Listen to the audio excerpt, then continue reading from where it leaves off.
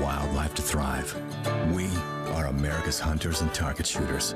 Together with firearm, ammunition, and archery manufacturers, we've supported the conservation of more than 36 million acres of American wildlands. For more information, visit outdoorstewards.org. Why be at the forefront of childhood cancer research? At St. Jude, we do it because every innovation we make is a moment we give to children with cancer everywhere. But we can't do it without you. Help St. Jude give children with cancer more moments. Moments that can last a lifetime. Learn more at stjude.org. I'm Ryan Seacrest. When you call 911 and ask for help, first responders show up. Now, let's show up for the people who show up for us every day and every night. Go to firstrcf.org to learn more. The YMCA is just a starting line, for the true self blooms only when we find our purpose, what makes us tick below the surface. Y is the before work hustle and after school home, a section of my block, a corner to call my own. With my Y, I stand strong, seen and supported all along. It's a million faces in a mirror, and everyone belongs. Find your why. Join today at ymca.org for a better us. Childhood cancer is devastating, but childhood cancer is beatable with St. Jude. I knew that St. Jude was a children's hospital, that no one ever received a bill from St. Jude, but I in no way understood how completely they take care of their patients and their families. Gamecocks. 107.5 The Game. WNKT Eastover, Columbia. A Cumulus media station. The Early Game with former Gamecock Preston Thorne, Elijah Campbell. Let's get it. And Jan Jensen. On the Game Network and streaming on the 107.5 The Game app.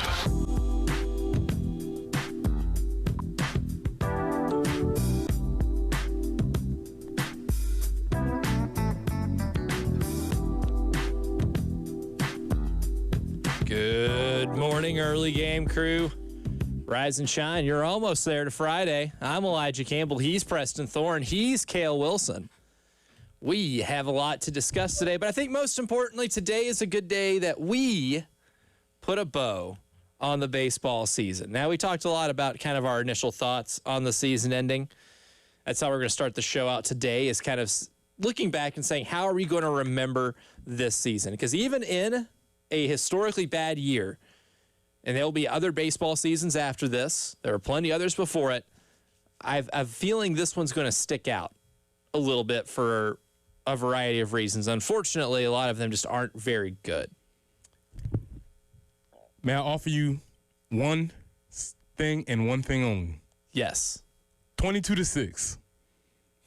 That day, that score, that night is what I'll remember most about this season.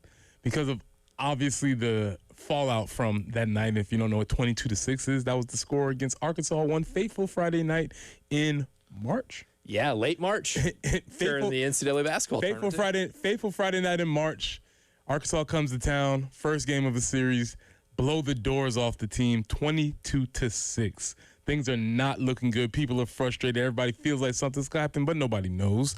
And then you get the Saturday morning alerts, news dump, tweets, messages that Paul Mainieri has A, been fired, B, stepped away from the program. Probably depends on whose perspective you who you talk to for the perspective on that situation. But we are no longer with the old coach, and a new coach is coming into town. If you had to ask me for one singular moment from the year, that would be my moment. That's a good one, too. I remember that night going to bed thinking there's no way you can keep doing this. And I was getting closer to that moment in the weeks prior. You know, when you had the loss, you had last season in general, and then you start off this season, you don't sweep Northern Kentucky. You drop that game to Army, so you don't sweep, the Salute the Troops weekend. You lose to Queens, and I'm like, I don't like where this is heading. These are some red flags right here. And that was kind of those seeds were sown pretty early. And then in late February, early March, you have the Clemson series where you win that first game. And I said, okay, well, you win that first game at home. Josh Gunther pitched incredibly well. You're going to have to get that from him the rest of the year. But also, you benefited from some baseball stuff in that game. Who would have thought that Clemson series would not only be our season highlight, but their season highlight too? For both, yeah. That series was significant for both teams. The rare series where both teams have their season highlight in one series. And it was really before the month of March. Now, I guess the last game was on March 1st, where Clemson won it at Clemson and secured, the series. Triumphant. And that was about as high as they would feel the rest of the season. That Friday night was about as high as South Carolina would feel the rest of the season. Correct. Now, one thing I will remember, too, is 22-6. And then the next day, Monty's the interim. It's incredibly fresh, right? I think the firing the press release was sent out at about 11 because I got it as I was walking into the arena for the women's basketball NCAA tournament game, the first round game. And so you played, 4 or 5 hours later, and then you give Arkansas hell. You take them to extra innings. Very winnable game. And then the next day you beat Arkansas. So maybe there's a little feeling of, okay, how long is the new coach bump going to last? And you hung around North Carolina until you didn't, and then still ended up losing by 8 runs, and then you get into further SEC play. And you have some highlights. I mean, if you want to talk about a highlight, I think beating Texas in that first game, and I can't, hard to describe the shock I felt when I got off the plane in Phoenix and I looked at my phone to see the score and start really keeping tabs on it. To see that South Carolina was up as big as they were early against the number 2 team in the country. Mm-hmm. And then, of course, you lose the next 2 games, but you lose them close. And then we get to the part of the season where not only do you lose 13 straight at the end, but before that 13-game losing streak, you beat Kentucky in the first 2 games. You got a 3-game winning streak. It was a season in which I'm not going to remember a lot of those highlights. I'm trying to think of maybe a respectful way of putting this here. But the 13-game losing streak is ultimately, I think that's number 2, because I was going to say the same thing, that 22-6 loss to Arkansas, I think really encapsulated the whole Paul Mainieri experience. I have something else that might have encapsulated the Paul Mainieri experience. After the Northern Kentucky week, first series of the year, Paul Mainieri gets on these radio stations in the interview and says, we didn't take batting practice outside because the team might have been a little bit tired. First weekend of the year. Do you remember this? Oh, I do. And everybody was like, sir. A little red flag there. What are you talking about? The first weekend of the year, the team is tired? Oh, boy. This is not going to go well. This is a bad sign. You should have listened when we said that. That should have been the first really bad omen in a season full of bad omens, and then at the very end, a historic losing streak. Mm-hmm.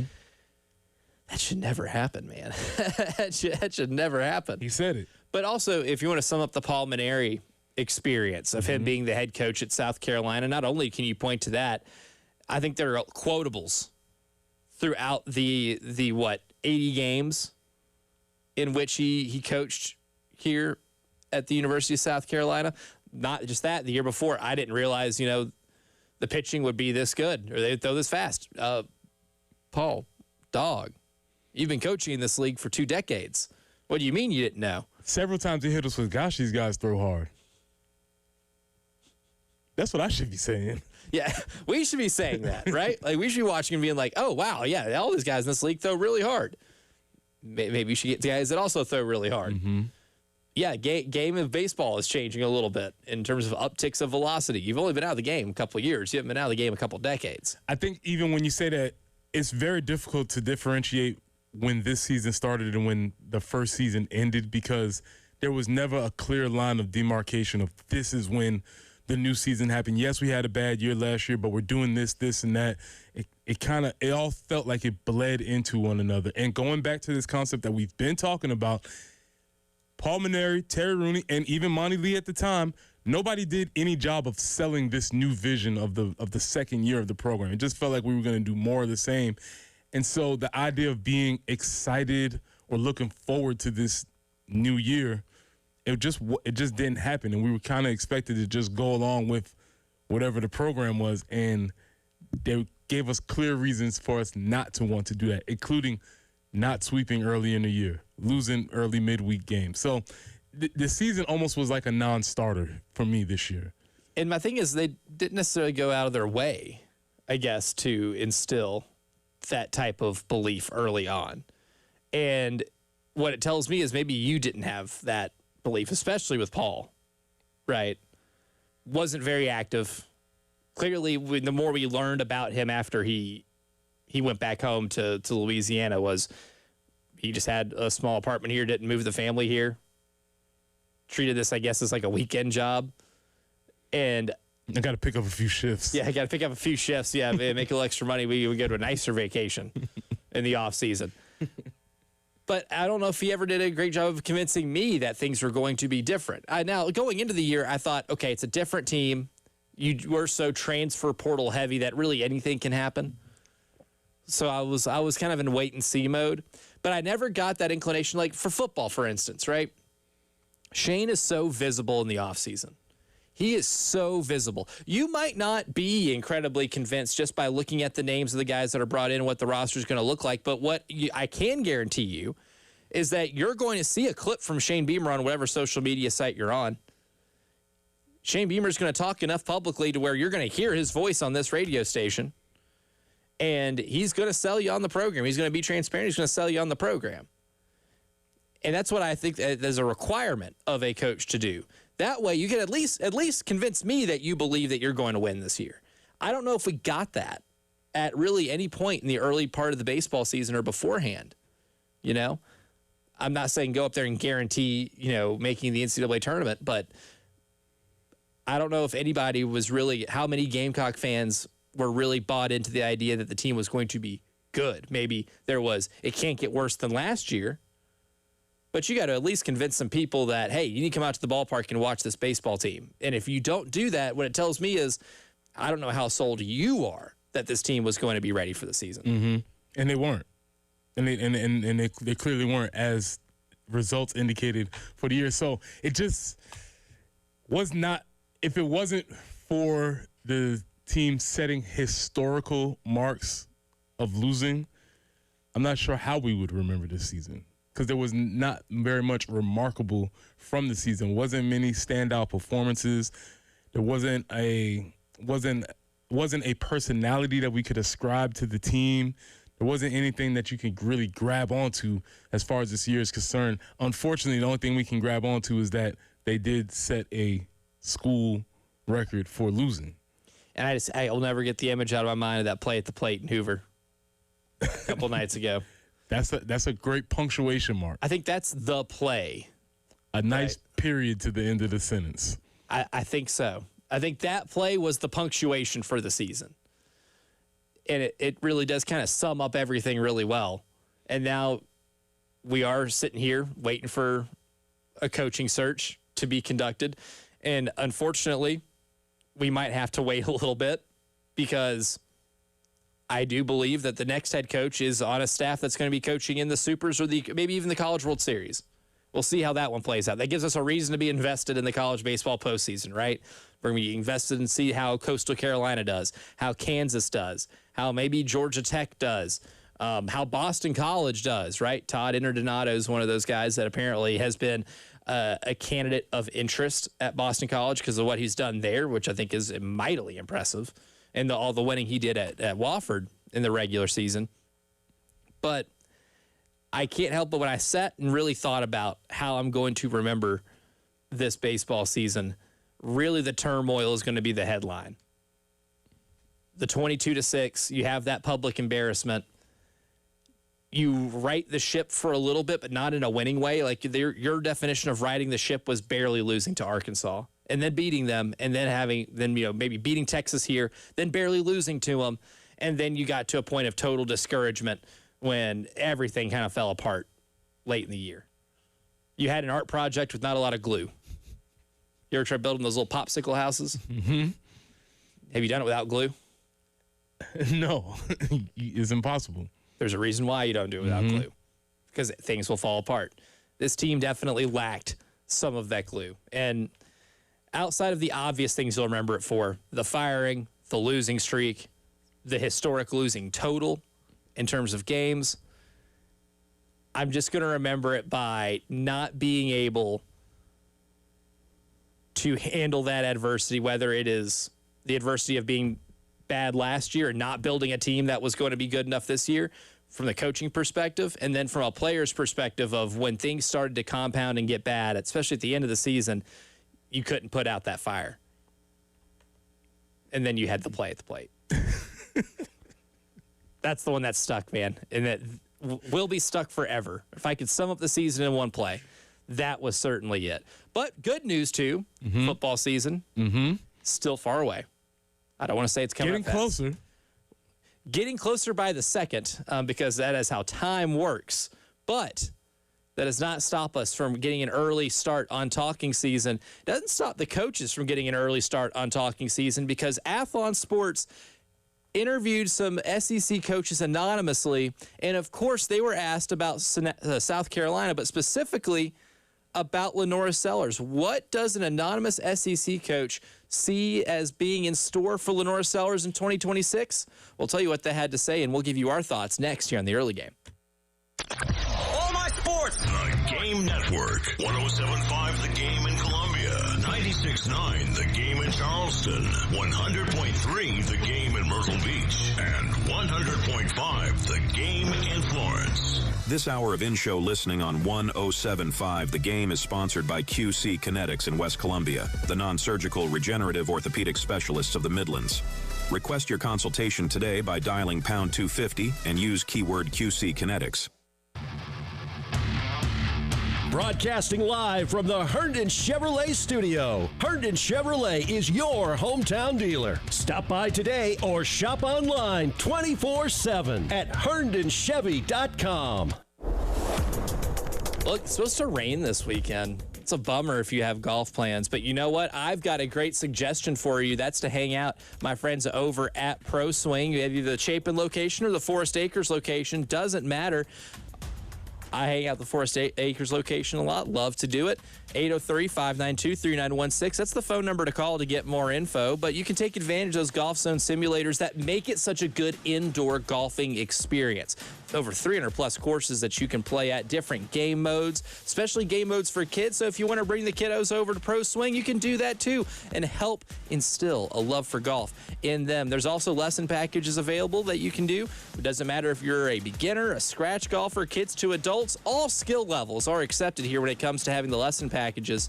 And you can always book online too at ProSwingColumbia.com. Remember that phone number, 803-592-3916, and hit up Pro Swing for your indoor golf experience. Why does Progressive help support truckers? Because truckers unite the world. Truckers unite whistles and lifeguards. Truckers unite fitness devices with people who don't exercise. Truckers unite your aunt with those live, laugh, love signs. But truckers can't do any of this if they're not on the road. That's why Progressive helps safe truckers save an average of $6,181 when they elect to share their ELD data with us. Get a quote at progressivecommercial.com. Progressive Casualty Insurance Company and Affiliates. 2025 National Average Safe Driver Enrollment Discount Savings for new Progressive customers exclude mandatory program participants. Not available in all states. Driving data could increase or decrease premiums at renewal. I know that hiring can be challenging. You need someone to match your role perfectly. Well, now you can meet them fast on ZipRecruiter. Build your team, build it sooner. Meet your match on ZipRecruiter. Just head to ZipRecruiter.com/free right now to try it for free. That's ZipRecruiter.com/free. Meet your match on ZipRecruiter. Try it free. If you have nagging arthritis pain that won't go away and nothing seems to help, you may need to consider joint replacement, and that can be a little unsettling. At Midlands Orthopedics and Neurosurgery, we understand and can help put your mind at ease. Our experienced orthopedic surgeons and advanced technology enable our team to deliver consistently excellent joint replacement outcomes with no hospital stay and lower cost to you. Midlands Orthopedics and Neurosurgery. Powered by Integrated Media. The Game TV. Sponsored by Shepherd's Glass. For auto, home, and commercial glass. ShepherdsGlass.com. In Chapin and West Columbia. The Game TV. Sponsored by Shepherd's Glass. Shepherd's Glass. Plus tax and title with approved credit. Call 888-320-6359 for details. It's the Carpocalypse at JT's Kia. We're slashing prices like there's no tomorrow. JT has helped hundreds escape the zombie horde in brand new JT's Kias. 0% financing and a 1,000,000-mile warranty. JT always pays an unbelievable amount more for your trade. It's the Carpocalypse at JT's Kia. The sale to end all sales. JT's Kia, I-77 Killian Road or Greystone Boulevard. Kia Summer Sticker Sales Event. Gamecock Nation, it's getting hot in here. And at Gamecock Traditions, they're turning up the heat with 30% off sweats all May long. That's right, hoodies, crews, and more. Now 30% off. Whether you're gearing up for cool mornings, late night tailgates, or just repping the Cox in style, now is the time to stock up and save big. But hurry, this offer ends May 31st. Some exclusions apply. See store for details. Gamecock Traditions. For Gamecocks, by Gamecocks. Want to unlock the power of athlete marketing to grow your business? Garnet Trust has recently launched a business membership program, making it easier than ever for your business to work directly with a USC student athlete. Visit garnettrust.com today or call 803-250-1765 to see your business boom. It's the Game Network Traffic Report from the Schroeder's Towing Traffic Center. Broken down and need a tow or even free signage for your lot? Dial pound 250 and use keyword tow truck today. This is Cale Wilson giving you a look at the traffic for the first time this morning. No accidents to report as of right now. Traffic flowing freely in Lexington County on Sunset Boulevard eastbound between North Lake Drive and I-20. Then long-term road construction in Richland County on Atlas Road, Bluff Road, Blythewood Road, Broad River Road, I-26 between 108A and exit 125. And then McNulty Street between Blythewood Road and Main Street. On Horry County on Highway 701 between Wetlands Industrial Drive and Conway Bypass, and Lexington County on I-20 between exit 61 and exit 63. Your temperature right now is 67 degrees. The early game with former Gamecock Preston Thorne, Elijah Campbell, and Jen Jensen on the Game Network, 107.5 Game app, and at the Game TV radio on YouTube.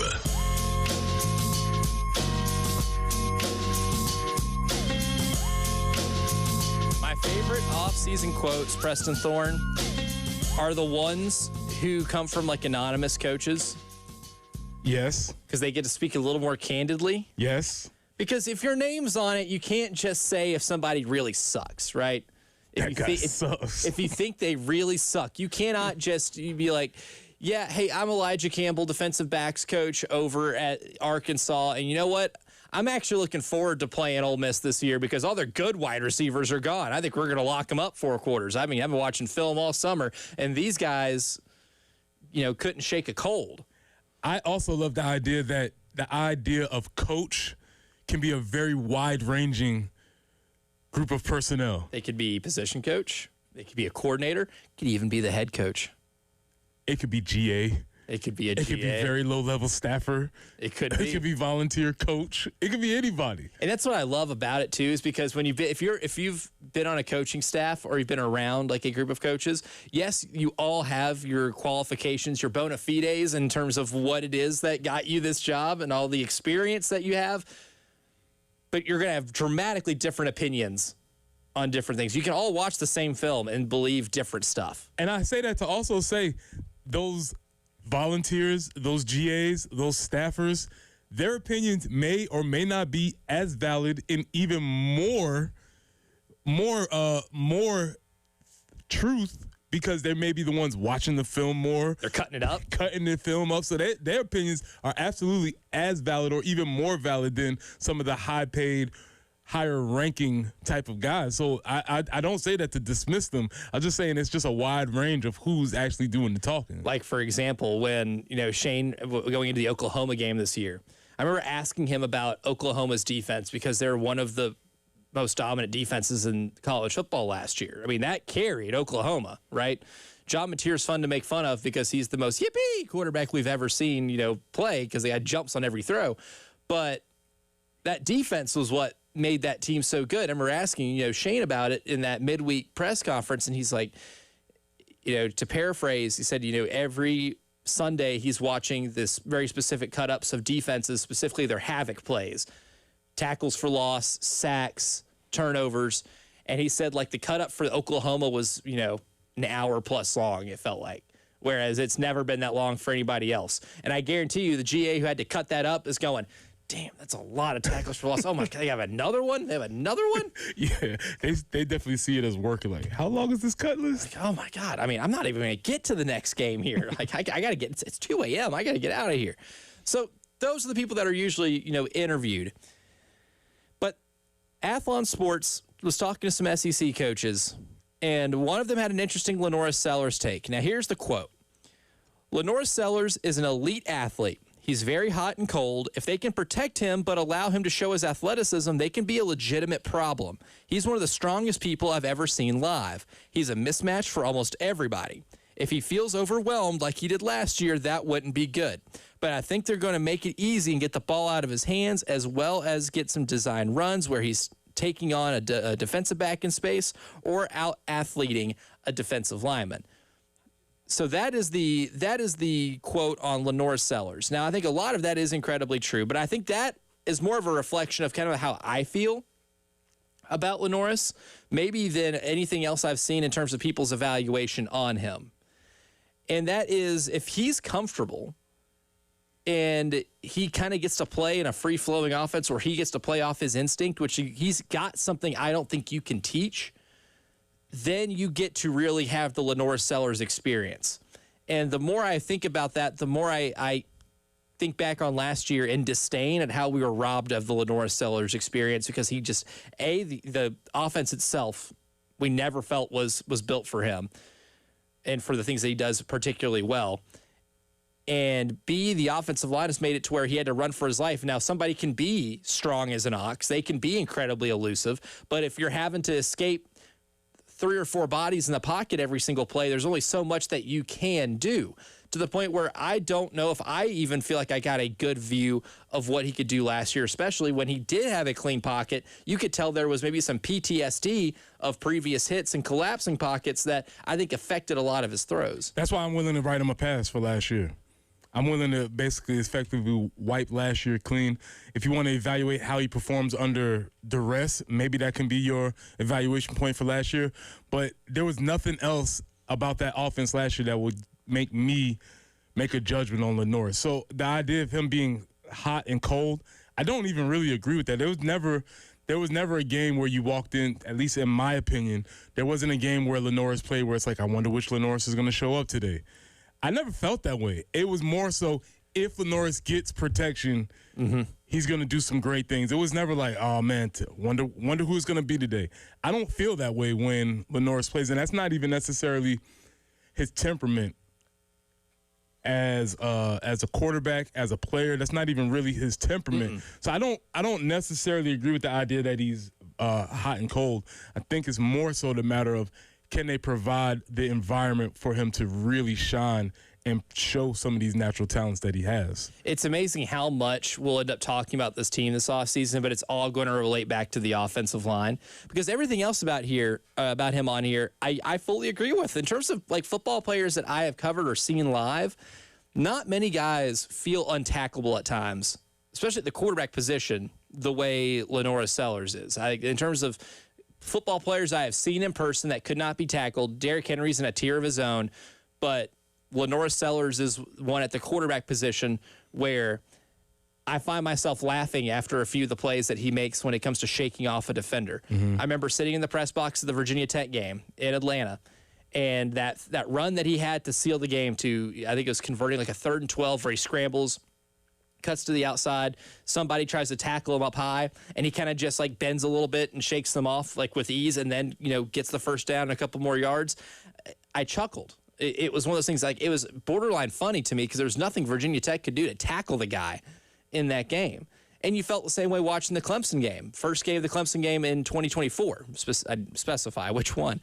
The Clemson game in 24. I remember the first play of the game. Pocket collapses immediately. And it's not just a couple of, good Division I players. It's guys like Peter Woods, who first-round draft pick to the Kansas City Chiefs, or second round. It was first or second round pick. I can't remember. But draft pick to Kansas City. T.J. Parker, a guy picked by Buffalo. There are NFL dudes on the defensive line that collapsed that pocket. And he's still to this day do not know how he escaped.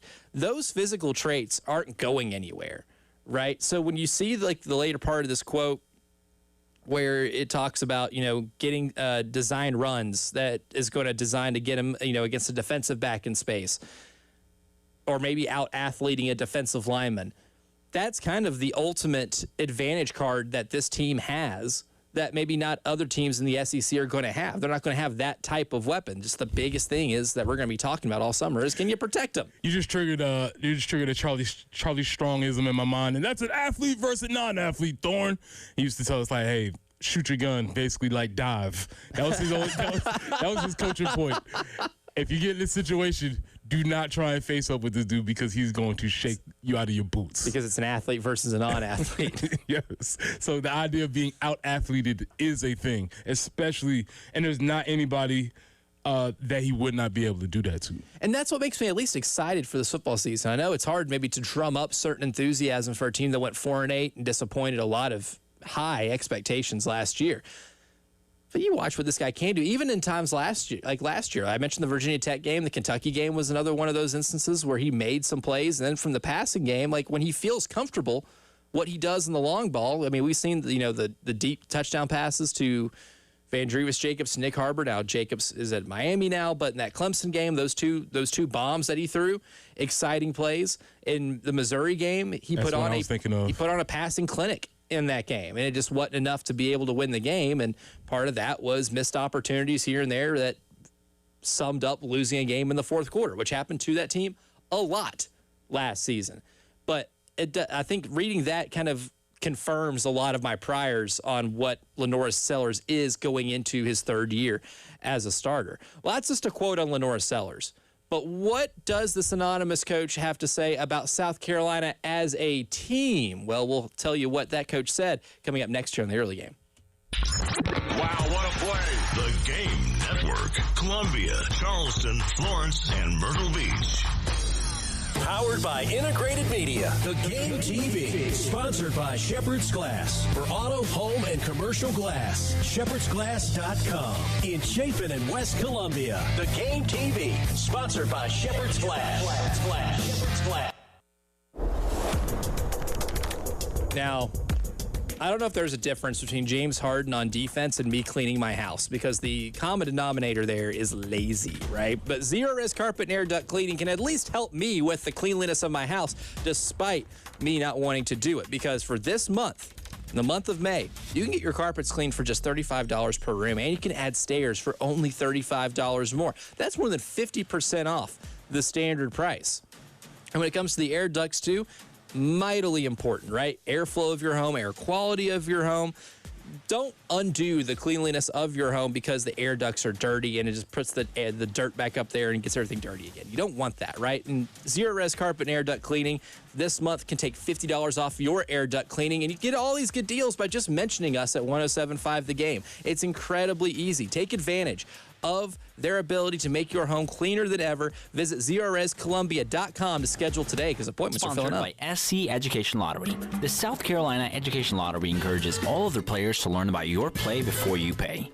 To learn how the odds work, common lottery myths, and the signs of problem gambling, check out SCEducationLottery.com/betteryou. Playing the lottery for fun is a win for education. Hey guys, it's Jay Phillips for the Men's Clinic. You're not feeling like yourself as you get older? You're wondering why? Don't wait for it to change or go away. Instead, see Dr. Dan Balknight and his team at the Men's Clinic. You'll have a one-on-one consultation that gets to the root of the issues and gets you back to feeling like you used to. No such thing as a one-size-fits-all treatment at the Men's Clinic. Call them up for a free consultation, 803-875-MENS, and learn more online at themensclinicsc.com. Gamecock Nation, it's getting hot in here. And at Gamecock Traditions, they're turning up the heat with 30% off sweats all May long. That's right, hoodies, crews, and more. Now 30% off. Whether you're gearing up for cool mornings, late night tailgates, or just repping the Coxon style, now is the time to stock up and save big. But hurry, this offer ends May 31st. Some exclusions apply. See store for details. Gamecock traditions. For Gamecocks, by Gamecocks. Plus tax, tags, and title with approved credit. Call 866-243-4623 for details. It's the Carpocalypse at JT's Jeep Ram. We're slashing prices like there's no tomorrow. JT has helped hundreds escape the zombie horde in brand new Jeeps and Rams. 0% financing and a 1,000,000-mile warranty. JT always pays an unbelievable amount more for your trade. It's the Carpocalypse at JT's Jeep Ram. The sale to end all sales. 378 Lexington and Greystone Boulevard. Declaration of Deal sales event. It's the first day of the first grade, and she found a new best friend. It's a laid-back Sunday afternoon you wish would never end. The homemade taste of Bluebell and good friends gathered round. The good old days are being made right now. Like our original gold-rimmed Bluebell homemade vanilla, the country's gold standard of ice cream flavors since 1969. Its hand-cranked taste takes you back to simpler times. That's why we put the word home right on the carton. The good old days are being made right now. The good old days are being made right now. Look for Bluebell ice cream at Piggly Wiggly and IGA supermarkets. Powered by Integrated Media, The Game TV. Sponsored by Shepherd's Glass. For auto, home, and commercial glass, shepherdsglass.com. In Chapin and West Columbia, The Game TV. Sponsored by Shepherd's Glass. Powered by Integrated Media, The Game TV. Sponsored by Shepherd's Glass. For auto, home, and commercial glass, shepherdsglass.com. In Chapin and West Columbia, The Game TV. Sponsored by Shepherd's Glass. It's the Game Network Traffic Report from the Schroeder's Towing Traffic Center. Broken down and need a tow or even free signage for your lot? Dial pound 250 and use keyword tow truck today. This is Cale Wilson giving you a look at the traffic from the Schroeder's Towing Traffic Center. So far, still no accidents to report. We've got traffic flowing freely in Richland County on I-20 westbound between exit 82 and 76A. Then we've still got our long-term road construction in Richland, Horry, and Lexington County. Taking a look at the weather, it is 68 degrees, and we are expecting nothing but clear skies until 1 p.m., and then it'll be partly cloudy, and then it'll be cloudy at 4 p.m.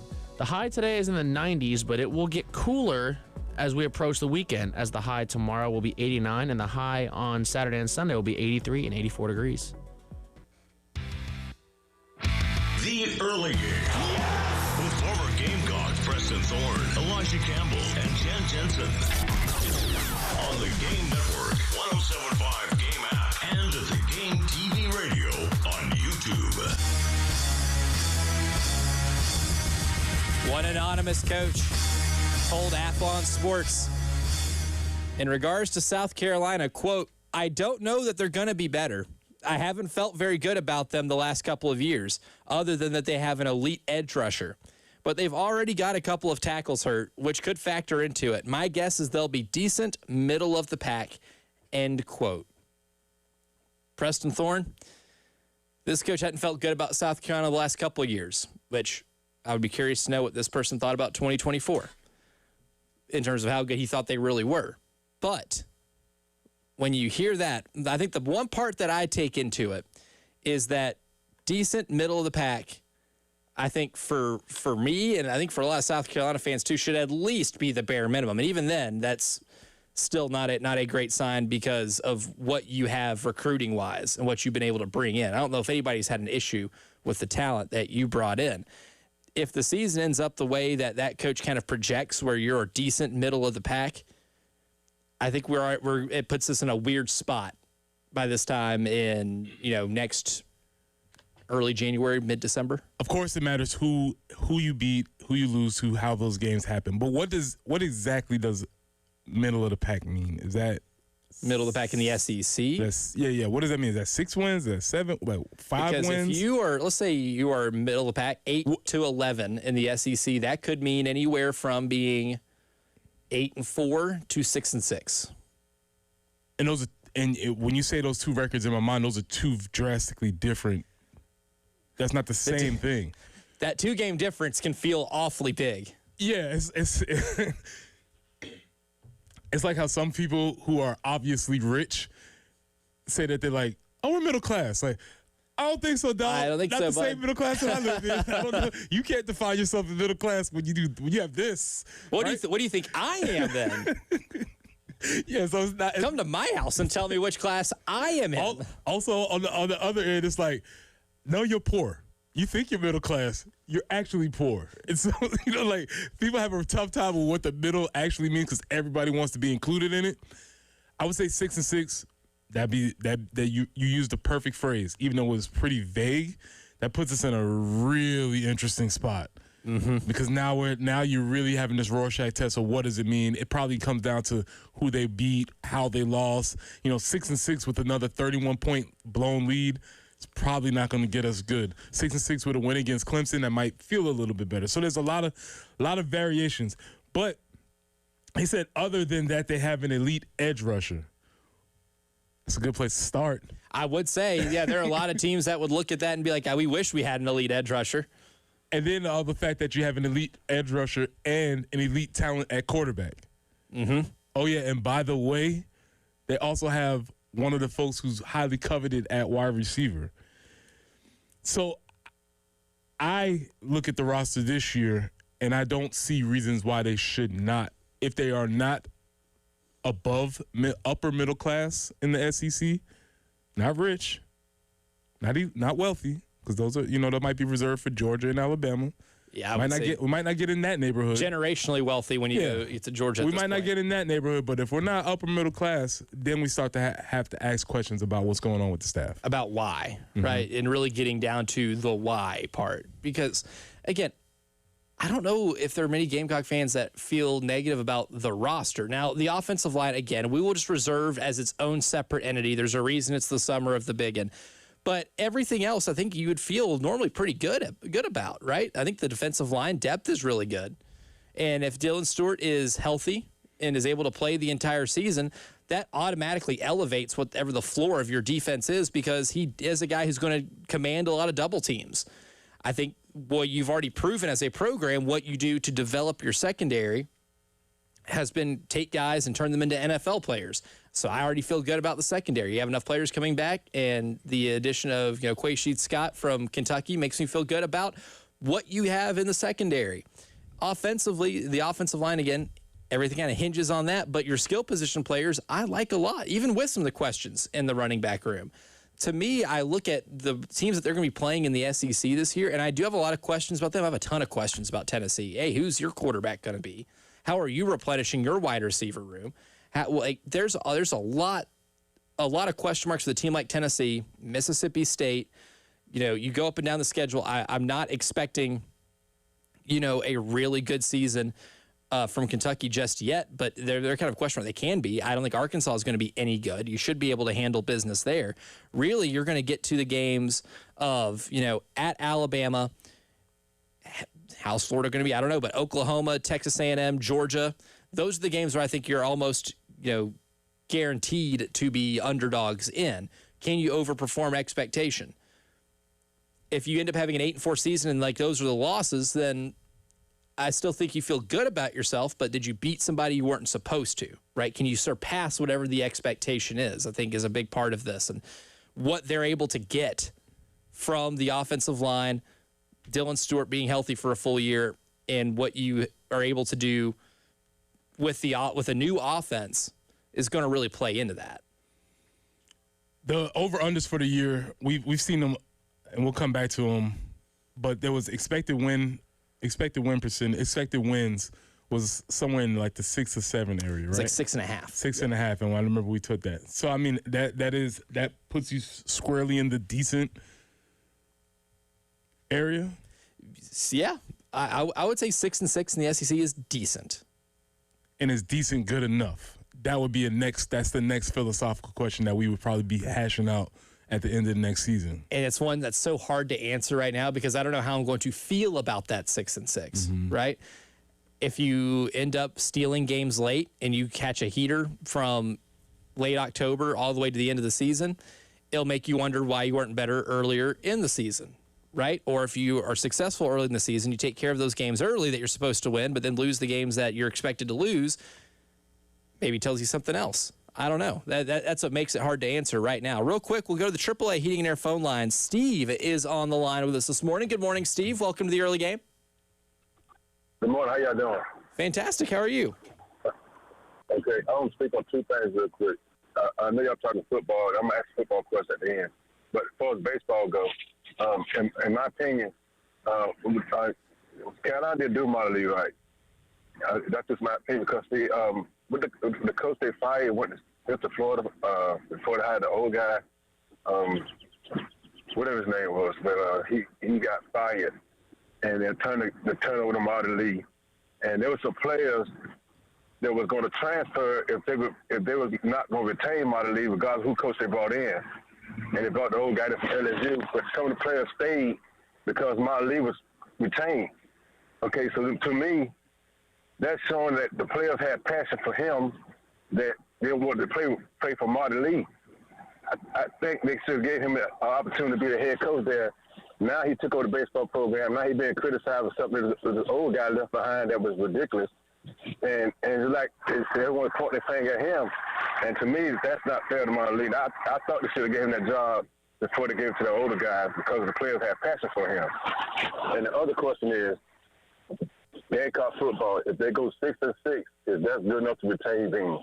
Thank you. That's a good question. Appreciate the call, Steve. I think we'll address the Beamer part quick before we hit the break. I think it just depends how you do it. I think that's what I was getting at, Steve, and you're right, and that's a great question. I think that's something that we can talk about for a long time here. But I would say I would hypothesize not feeling great about it. That would be my theory. That's your general feeling. Is that if you just tell me right now that they're going to be 6-6, I don't know if I feel good about that. I don't think they would either, and I think a huge part, and if you feel acceptable about it, is if they end up beating Clemson or not. That again, it's how you do it is going to be a big part of this equation. But coming up next, we'll get to Steve's part about Monty Lee, and we'll also get to a phenomenon in Hoover right now, which features a lot of very unfortunate hot mics, and we'll tell you what we're talking about coming up next. All my sports. The Game Network. 107.5 The Game in Columbia. 96.9 The Game in Charleston. 100.3 The Game in Myrtle Beach. And 100.5 The Game in Florence. Hey, this is Preston here from 107.5 The Game and The Game Network. If you run a diner, bakery, coffee shop, burger joint, pizza spot, or that hidden gym that everybody should know about, how would you like to get the word out about your business without spending a dime? Well, we got you. All you have to do is text your name, your business, your phone number to 803-404-6100, and we'll be in touch. There is no catch. Times are tough, but we're here to help you and your business. This is a Westwood One Sports Minute. The Thunder tied up the Western Conference Finals with a Game 2 victory. Oklahoma City really flexed the depth of their bench. 4 separate players off the bench had double figures for OKC. The injuries are the unfortunate story of the game. Dylan Harper left the game with a hamstring injury. And then on the flip side, Jalen Williams, who's been battling hamstring injuries for it feels like the entire postseason, he left with a hamstring injury. Please don't let injuries ruin this great series. I'm Dende. Get in the zone, AutoZone. Welcome to Markdowns for Miles at AutoZone. Got any markdowns on brakes? We mark Duralast brake pads down to free. Free Duralast brake pads? When you buy 2 rotors. Can I get Duralast Gold pads for free? With 2 Duralast Gold rotors, and there's a lifetime warranty on brake pads. That's a huge markdown for so many miles. Save on brakes and more during Markdowns for Miles at AutoZone. Get in the zone, AutoZone. Restrictions apply. Pump up the volume. Business moves fast. Orders roll in, deadlines close in. When you ship with USPS Ground Advantage, you can keep up with confidence. Every package stays in our secure network from dock to door. And with nationwide reach, dependable tracking, and upfront affordable pricing, you get built-in peace of mind. You run the business. We run the routes. Visit USPS.com/Ground Advantage to learn more. This is Mark Lynch. Lindsey Graham is attacking me personally over mistakes I made more than 40 years ago because he knows this race is slipping away. But God used those mistakes to shape 4 decades of counseling, ministry, and helping people struggling with addiction to rebuild their lives. I look forward to helping all South Carolinians as I've helped thousands of addicts over the last 40 years.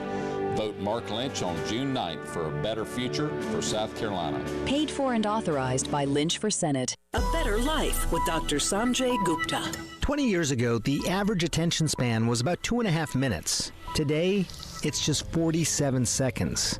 Pretty disconcerting. That's according to new research out of UC Irvine. But really, this isn't our fault, at least not entirely. We can blame technology and the world around us. Attention, it turns out, is not an unlimited resource. You only have so much of it to give. Start paying more attention to what times of the day you seem to be at your mental peak. Try to knock out the more complicated stuff during that time. It's also important to take breaks every so often so you can more easily lock in when you're trying to concentrate. One expert said, even trying to visualize where you want to end your day with everything all wrapped up or with tons left to do. That can act as a real motivator. I'm Dr. Sanjay Gupta, helping you live a better life. This is Mark Lynch.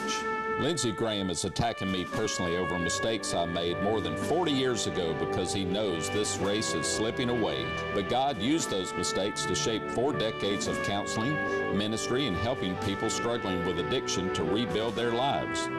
I look forward to helping all South Carolinians as I've helped thousands of addicts over the last 40 years. Vote Mark Lynch on June 9th for a better future for South Carolina. Paid for and authorized by Lynch for Senate. The Early Game starts with former Gamecock Preston Thorne, Elijah Campbell, and Jen Jensen on the Game Network, 107.5 Game app, and at the Game TV radio on YouTube. Before we get to the hot mic phenomenon that's taking over Hoover right now, at least it is for me, I did want to get to Steve in his call and this part about Monty Lee, because I agree that Monty was put in a tough spot after getting beat 22-6 against Arkansas and then being asked to say, hey, buddy, can you just take us to the end of the season? Difficult ask, right? Because now you're kind of left with the debris of a storm that I don't think anybody would have anticipated whenever, the hire of Paul Mainieri was made. My big thing is, because Steve was kind of lobbying for Monty Lee to be the full-time head coach because of how much the players love him. And I think that's a big prerequisite, right? You got to have your players be willing to play for you. My only thing, Steve, is that this is a business. You got to put butts in seats. I don't know what message it is that you're sending to your fan base when the interim coach who did go 10-24 is going to be retained as the head coach coming off the heels of that losing streak, no matter how much you like him, because I like Monty Lee too. I like Monty a lot. And I think Monty can go somewhere else and have some success. It would just be an even tougher ask to say, hey, fan base isn't happy right now. We're at a historical low. Can you do this full time? Because the minute something goes bad, you already know what the reaction's going to be. You don't have to have me lay out a hypothetical here, because I think everybody knows what the reaction would be if you start off slow next year if he is the head coach. Yeah, and the idea when he was hired, remember the game plan was that this was supposed to go very well in 1 or 2 years, and Paul Mainieri was going to hand it off to Monty. So Monty's not a victim in this. If you look at Monty's paycheck, Monty's agreement with the arrangement, Monty knew what he was stepping into. If he was that upset about getting passed over for the job, he could have easily stepped away, but he stayed because he was well compensated and he was part of the succession plan. It just never happened. So, yes, I understand what you're saying, Steve, but Monty was very much well aware of how this could play out, and it didn't work. It's a tough ask for your fans, too, to say, hey, yeah, we know how last season ended.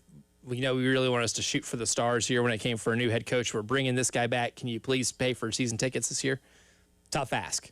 very tough ask for anybody, regardless of who the coach is and how much you might like him. Because, again, I like Monty. I'm going to miss hearing Monty when it comes to, him joining Jay and Terry on Mondays and hearing him in press conferences. I learn a lot of baseball from hearing him speak, and he's going to be successful wherever it is that he ends up going. But in Hoover, Alabama, where the SEC baseball tournament is being played, we have had a hot mic extravaganza. I want to start with my favorite one here. LSU, Oklahoma. It's a 4-2 game. LSU pitcher strikes out an Oklahoma batter. And this week at 3, Kale, this happens.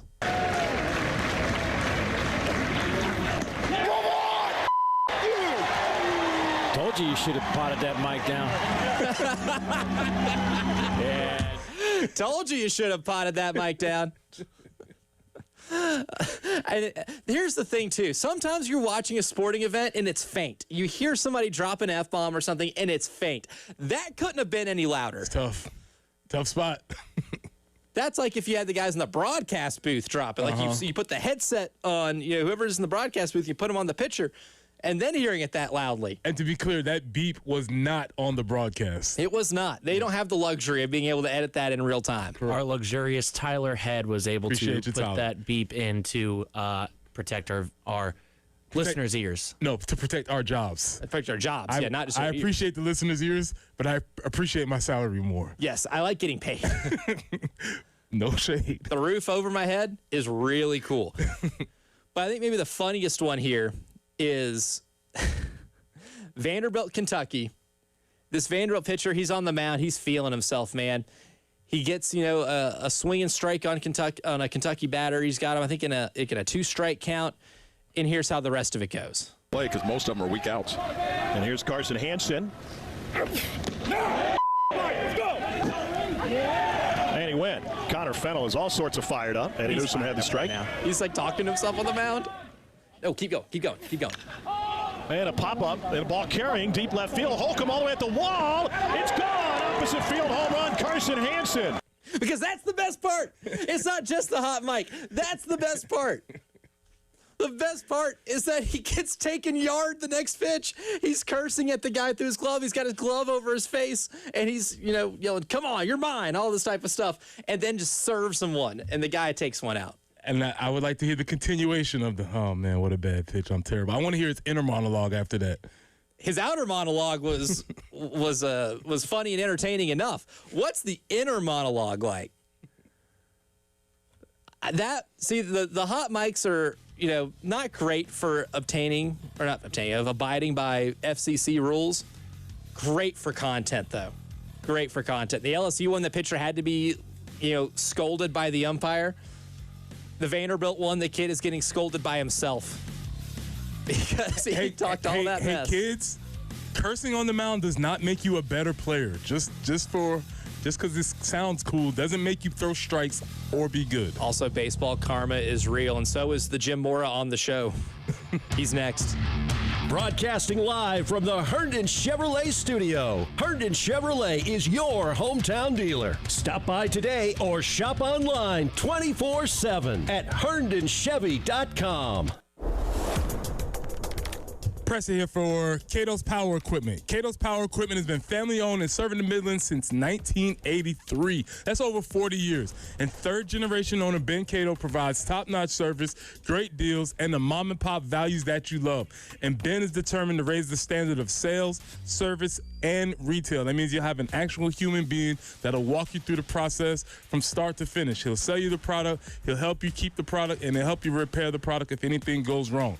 That's what they can do at Cato's. They are proud to offer a wide selection of new and pre-owned mowers, tractors, and more. So whether you're a weekend warrior or a seasoned landscaping pro, Cato's has you covered. Come on down, swing by Cato's Power Equipment today, or call them at 803-254-3711. That's Cato's Power Equipment at 803-254-3711. Sponsored by SC Education Lottery. The South Carolina Education Lottery encourages all of their players to learn about your play before you pay. To learn how the odds work, common lottery myths, and the signs of problem gambling, check out SCEducationLottery.com/betteryou. Playing the lottery for fun is a win for education. Powered by Integrated Media. The Game TV. Sponsored by Shepherd's Glass. For auto, home, and commercial glass. ShepherdsGlass.com. In Chapin and West Columbia. The Game TV. Sponsored by Shepherd's Glass. Shepherd's Glass.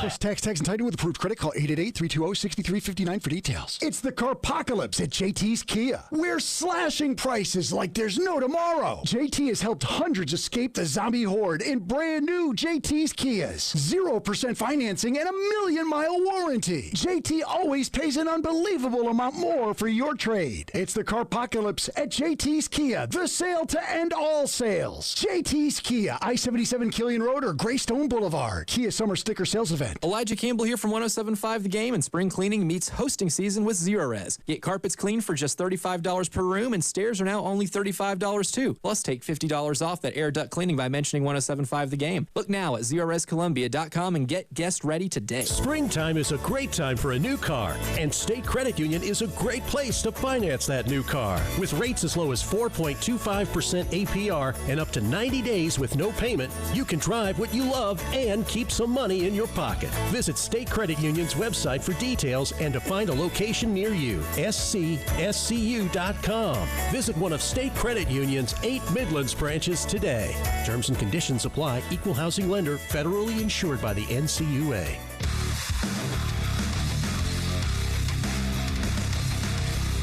Everybody loves streaming till you have to pay for it. Just download the 107.5 The Game app and stream us for free. It's the Game Network Traffic Report from the Schroeder's Towing Traffic Center. Broken down and need a tow or even free signage for your lot? Dial pound 250 and use keyword tow truck today. This is Cale Wilson giving you a look at the traffic from the Schroeder's Towing Traffic Center. 2 accidents to report. One in Richland County on Hardscrabble Road at Clemson Road, and then another one in Lexington County on Old Orangeburg Road at Platte Springs Road. Then the long-term road construction in Richland, Horry, and Lexington counties. Looking at the weather, it will be partly cloudy today, and it will be cloudy actually most of today. And then we will have some showers this weekend. 80% chance of rain tomorrow with a low of 71 and a high of 89.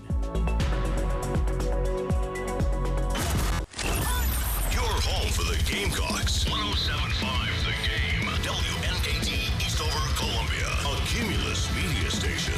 The Early Game. With former Gamecock Preston Thorne, Elijah Campbell, and Jen Jensen on the Game Network, 107.5 Game app, and at the Game TV radio on YouTube.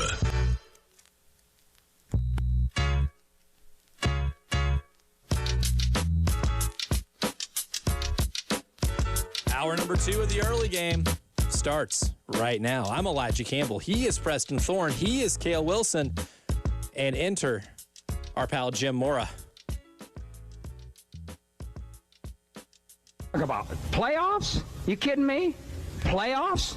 I just hope we can win a game. Thank you, Jim. You can go back to sleep now. Contractually obligated, Jim. Come on. Every day at 7 o'clock. Let's do it. Say the line. Say the line, Jim. But we had a lot of action in the playoffs last night. Game 2 of our series, that we've been looking forward to. Wasn't as exciting as game 1 because it didn't go to overtime. Right. But it still had everything. And that's really interesting that it wasn't as exciting as one of the best games we've seen in recent playoff memory. But it was still a super solid basketball game. And everybody showed up and did what they were supposed to do. And I think that's all I ever want, especially in these moments. And I just want the players that are supposed to show up to show up. Wemby did, SGA did. Everybody showed up. And it was an excellent playoff game. It was. It included maybe one of the greatest in-game dunks I've ever seen in my life. I'm not sure I've seen a lot better. I put it like this. There are dunks from my youth that have been lionized and memorialized as great, and I'm not sure that they were better than that. I don't think so either. I mean, I always like to judge them based on how I react in the moment. And I could have swore my jaw got dislocated from hitting the floor after seeing that. I could not believe what I saw. If you missed it, Stephon Castle catches the ball outside the paint, takes about 3 dribbles, gets into the lane, and dunks on Isaiah Hartenstein, where Stephon Castle's elbows may be above the rim. And I think that's maybe... Hartenstein was above the rim, too. That's the thing. Exactly. Hartenstein had his hand above the rim. And I think it's the combination of how high Stephon Castle jumped and the ferocity in which he threw it down on him. Like, that is dunking on top of somebody. That is maybe the most vicious poster dunk I have seen in real time, maybe in my basketball life. And I watched the Blake Griffin one on Kendrick Perkins live. Ooh, that's a good one. Which is an all-timer. The only thing missing was it wasn't in a moment. That's the only thing that would have taken it to the next level of, like, maybe it was like a dunk to take the lead or something along those lines. It's like, what, in the second quarter? Yeah, it was just it was early in the game, but it happened, and it was ferocious. One of the best in-game dunks. And, again, as I've said, I've had hard eyes for Stephon Castle for a while now, and that just solidified my opinion. See, I didn't get to watch that game last night, and I just saw that dunk with you guys over the break. Mm-hmm. I'm very angry I didn't get to see that dunk live. Mm-hmm. If you haven't seen it, it is one of like that'll be number 1 on SportsCenter's top 10. I'm sure. I think I was driving home when it happened. Missed out. Rough. God, it was a remarkable feat of athleticism, and with the Spurs too. Spurs ended up losing 122 to 113. And the big thing here, if I have to pinpoint what the difference in the game is, it's turnovers. Mm-hmm. The Spurs found a way to turn the ball over 21 times and it still be a 9-point game. So what I'm finding out more and more is that the backside of being able to throw down these ferocious dunks is that Stephon Castle also had 9 turnovers. And that he's a little bit of a turnover machine, at least recently. Without De'Aaron Fox, he's going to carry more of a playmaking load. He's going to be asked to do a lot of the facilitation stuff, more traditional point guard stuff. Dylan Harper got hurt. Had a leg injury, and he had to miss, the second half of the game, essentially. And that doesn't make anything better in terms of Stephon Castle's, workload out on the perimeter. They're 2 games. He's got 20 turnovers. I'm good enough to do that math. That's 10 turnovers a game for the first 2. That's got to be fixed. But I will say, to Oklahoma City's credit, again, if you're one of those that maybe doesn't like the NBA because you believe defense is optional, Oklahoma City Thunder's your team because they are as aggressive as any team you will see at any level of basketball defensively. And I think out of those 21 turnovers, a lot of them are forced. I don't think a lot of them are unforced. It's guys like Alex Caruso, Lou Dort, Cason Wallace getting in passing lanes, harassing. Like Wemby got harassed all night. Wemby still ended up getting 21 points, 17 rebounds, and 6 assists, but he got harassed. To that point, Hartenstein did an excellent job on Wemby last night. He roughed him up. He roughed him up, right? They basically said, hey, listen, we're going to rough this guy up. We're going to annoy him. We're going to bother him. And Hartenstein was excellent at that last night.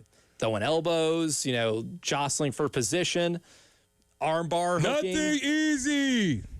He did his Zaza Pachulia last night, and he played that role incredibly well. And again, it's hard to really stop Victor Wembanyama. You're at his mercy a lot. And he still, again, grabbed 17 rebounds, scored 21 points, blocked 4 shots. But you made him at least uncomfortable through large stretches of the game, especially early on. I think he only had 3 points in the first quarter and some change. They made him uncomfortable. And that's the thing about this Thunder team that's so good, too, is that when you look at guys like, Alex Caruso, Cason Wallace, Jared McCain's a really good defender, too, but Lou Dort, like those guys specifically out on the perimeter are so physical. They'll hand check you until you call it. And then even once you call it, they're going to make sure you have the stones to call it again and again. They're great at reading passing lanes. They collapse on drives incredibly well.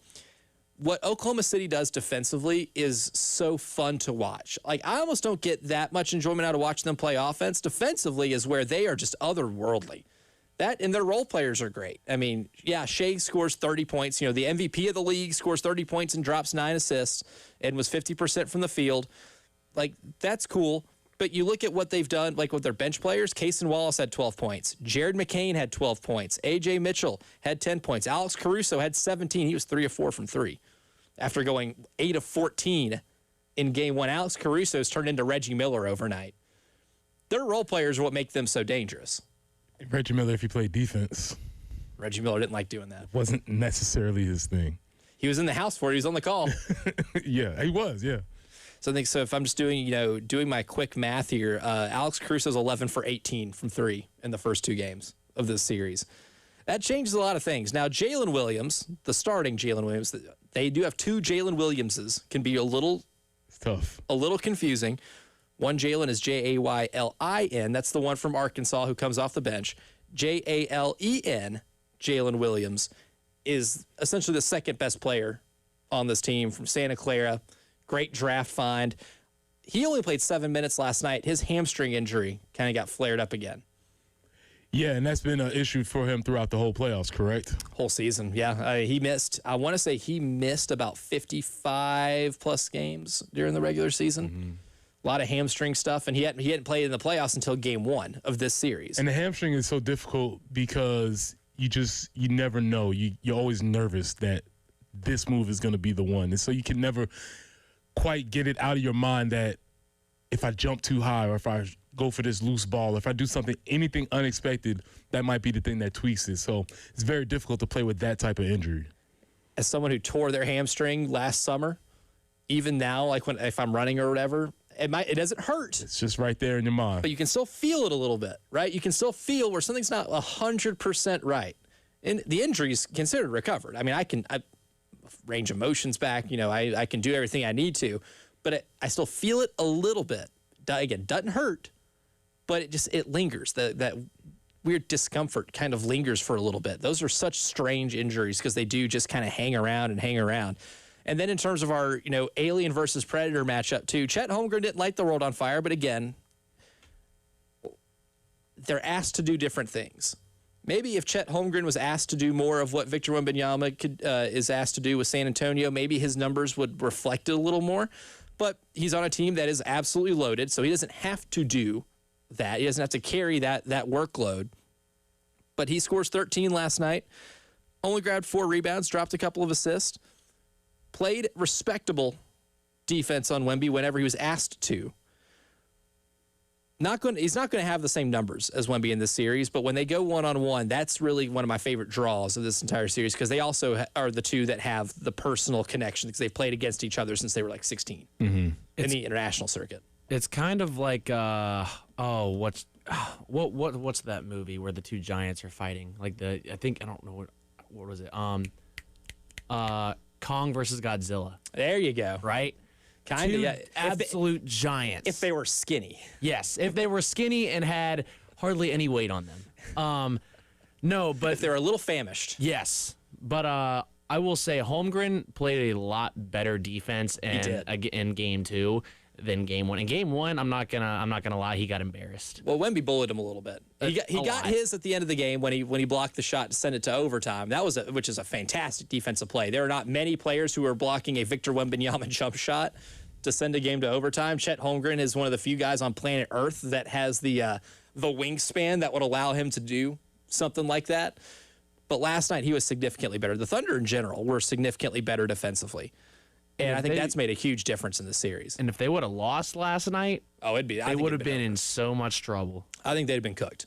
Last night was when they had to get, which is why I felt pretty comfortable taking the Thunder winning that game. If the Thunder win the series, that win last night was pivotal. That's when you look back. It's when you look back on and say, okay, that's where you turn the tide a little bit. Now they still got to get one on the road. But the series has started. The series has started. Started game 1. Yep, because San Antonio stole one on the road, right? And San Antonio is not an easy place to play. It's not. That's the only pro sports team they've got in San Antonio, so that place packs out. And they've won 6 titles as a franchise. So they have an expectation of winning this thing now, especially now that they've got Victor Wembanyama, and I don't know what type of good luck charm they have with the draft lottery gods that allowed them to luck into Tim Duncan while David Robinson was on the roster, and now luck into getting Victor Wembanyama, but they got it. Charles Barkley also says they have another big advantage in San Antonio. They did. Charles Barkley would absolutely tell you that the female representation in that arena is also a big advantage. Charles Barkley focused on the important things. I love that ESPN commercial where, they're about to start inside the NBA, and Ernie Johnson's thinking like, okay, showtime, let's get ready. Shaq, showtime, let's get ready. And it's Charles Barkley's inner monologue going, if you stack one lasagna, does that make, or stack two lasagnas, is that two lasagnas or one lasagna? I wonder what ESPN stands for. I'm like, you know what? That's probably what happens before every show. But you want to talk about a series that started last night. The shocker of the night was that the Golden Knights went on the road and beat the Avalanche. What happened, man? I've been told that this is supposed to be a sweep. Maybe it's a gentleman's sweep. They get the first one, and then there's four in a row. But the absence of Cale Makar for the Avalanche, who's I would say the best defenseman on planet Earth right now, represents the name very well. Represents it very well. That guy's going to be a Hall of Famer. He's going to win enough Norris trophies to be a Hall of Famer. Yes. I did not realize that it would make that big of a difference because the Avalanche are so loaded. But the Golden Knights winning that game, and not just winning it, they were up 3-0 early in the third period, Preston Thorne. They kept the Avalanche off the scoreboard for 40-plus minutes of this hockey game. It's a series now. I can't just say the Avalanche are just going to, beat the brakes off of them. This is actually a series, especially if Carter Hart's going to stop 36 shots. Like, the Avalanche put their fair share of shots on goal, and Scott Wedgwood was not very good for the Avalanche last night, and that's their Achilles heel, is if Scott Wedgwood can play. If you play like he did in the regular season, they're winning the Stanley Cup. But it's a much different game in the regular season than it is in the postseason. And the goaltending's a big question mark for Colorado right now. To make an analogy that I think you would appreciate, is this very similar to how when AI won that first game in the finals, and then they got swept after that against the Lakers? Could be. Something similar to that, like, oh, that's cool, but do you have the horses to do that for the entire series? Probably not. Correct me if I'm wrong, but in the Avalanche Wild series, didn't the Wild win the first game, and then the Avalanche swept them basically? I think the Wild won. Or did they win game 2? Game 2 or game 3? Because the Avs won that first game like 9-6. Okay. I will say, take the over in all these games, because Carter Hart might do what he did last night once in this series. He can get lit up as well. You want to talk about truly who is hot and cold as a player? Carter Hart fits in that hot and cold category. I mean, he stood on his head last night. I don't know if he can do that for a full series, but if Vegas is getting that from him, then the Avs might be in trouble. But it's going to be a big game, too. I think they play their game 2 on Friday. Avs have to win that one. Home ice advantage doesn't mean as much in hockey, I feel like, as home court advantage does in basketball, but they still can't go down 0-2. They can't play around, because the thing about the Knights is they are at least a veteran group with a lot of guys on that team that was on the team the last time they won the Stanley Cup. But coming up next, it's the early game morning meeting. We're going to shout out the schools that are graduating today, and we'll compare and contrast what many people are viewing as the top 2 candidates for the South Carolina baseball coaching job. We'll tell you who they are next. Wow, what a play. The Game Network, Columbia, Charleston, Florence, and Myrtle Beach. We have a new way for you to call the AAA Heating and Air phone lines. Just dial pound 250, and when prompted, punch in the keywords, the game. And that's it. Again, pound 250 with the keywords, the game. Broadcasting live from the Herndon Chevrolet studio. Herndon Chevrolet is your hometown dealer. Stop by today or shop online 24/7 at herndonchevy.com. Pressing here for the good folks at Integrated Media. Listen, the football season is around the corner and it's getting closer and closer. You need to call Integrated Media and get your outdoor setup ready. What are you waiting for? What does the outdoor setup look like? Samsung Terrace TVs that are waterproof. That might have come in handy this weekend if it's supposed to rain. Sonos outdoor speakers for TV and music. Wi-Fi that works indoors and outdoors. You can have all your devices running at the same time without having to worry about that annoying lag time, because the folks from Integrated Media can get your Wi-Fi set up. From home theater setup, adjusting your thermostat, monitoring your security systems from your cell phone, Integrated Media is who you need to call. So call Nathan and Michael at 803-948-8327. That's 803-948-8327. Or you can reach them online at integratedmediainc.com.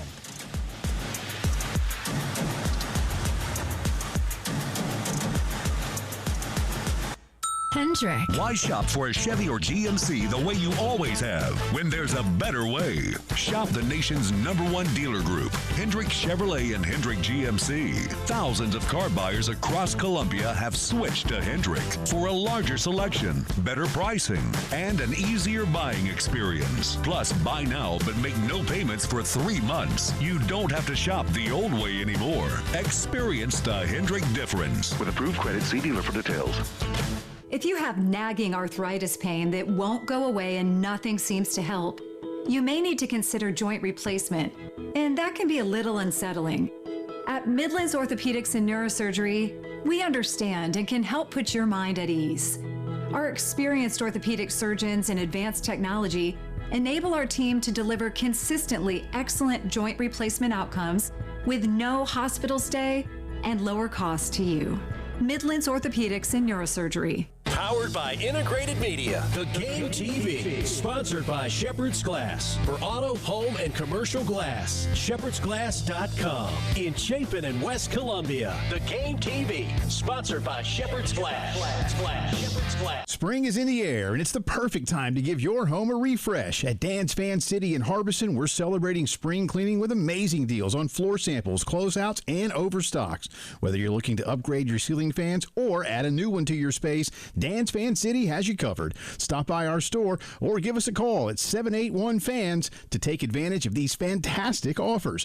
Don't miss out on the chance to save big and elevate your home's comfort and style with Dan's Fan City on Harbison Boulevard. Elijah Campbell here from 107.5 The Game, and spring cleaning meets hosting season with Zerorez. Get carpets cleaned for just $35 per room, and stairs are now only $35 too. Plus, take $50 off that air duct cleaning by mentioning 107.5 The Game. Look now at ZerorezColumbia.com and get guest ready today. This is Larry Leitner, owner and founder of Midstate Roofing, and for nearly 30 years, we've continued to be the proven leader in the roofing and waterproofing industry. Midstate Roofing's proven history is your assurance that our professionals at Midstate Roofing will provide the proper advice, service, and results to the needs of your facility in a manner both safe and pleasing to your operation. From high-rise to hospitals, manufacturing to industrial, Midstate Roofing designs and installs bonded systems with a protective guarantee that will keep your operation dry and running long into the future. 24 hours a day, 7 days a week. And this is Blake Leitner, reminding you to protect that roof with a maintenance contract. Call me today at 803-356-1919 or online at midstateroofing.com.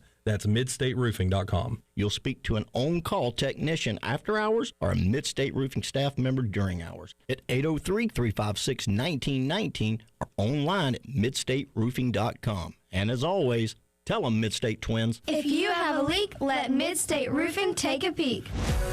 It's the Game Network Traffic Report from the Schroeder's Towing Traffic Center. Broken down and need a tow or even free signage for your lot? Dial pound 250 and use keyword tow truck today. This is Cale Wilson giving you a look at the traffic from the Schroeder's Towing Traffic Center.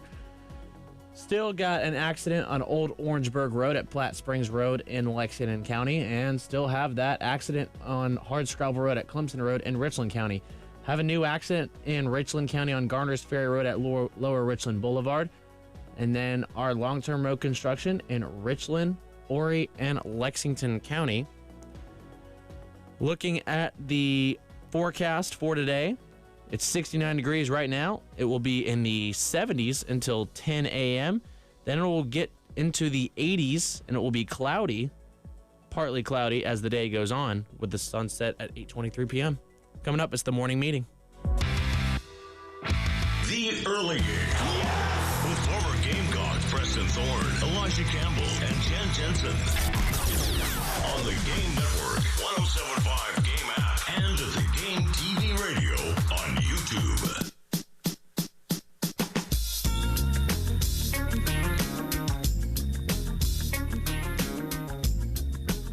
Graduations and coaching comparisons. That's what we have for today's morning meeting. Good morning. Morning. Repeat after me. Today will be an awesome day. It's gonna be. Let's go. Good morning, great today.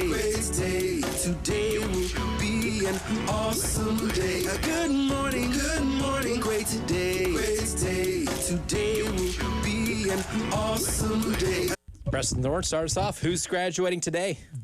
Today we have taking place at the Colonial Life Arena. We have Lexington 1. Lexington 1 will be taking the stage today. So that will be Gilbert at 8 o'clock.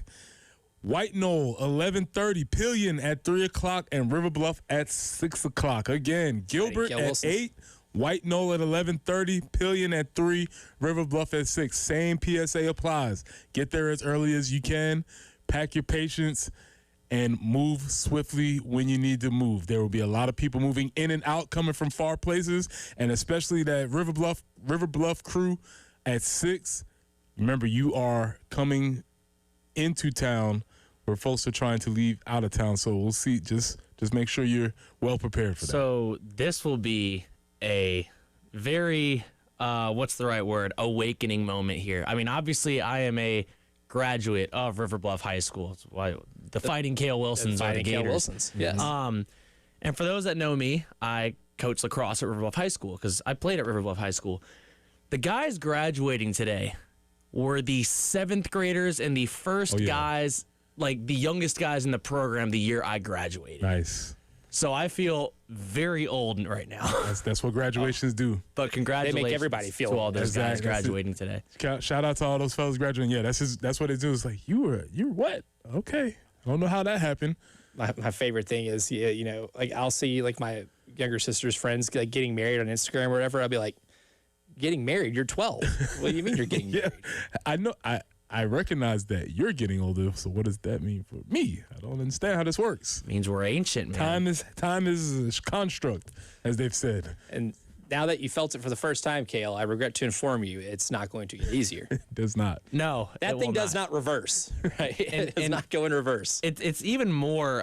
It's even more fun when the kids that you coach or used to coach move up to JV and they call me old. Well, that also won't stop either. No, that one's only going to continue going. Mm-hmm. That momentum just continues to push forward the more time passes.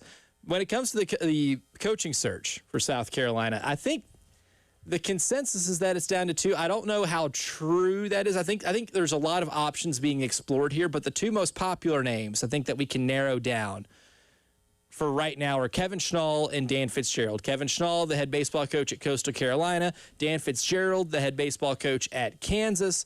So if we really, let's just say, just for the sake of discussion here, that it is down between those 2 guys.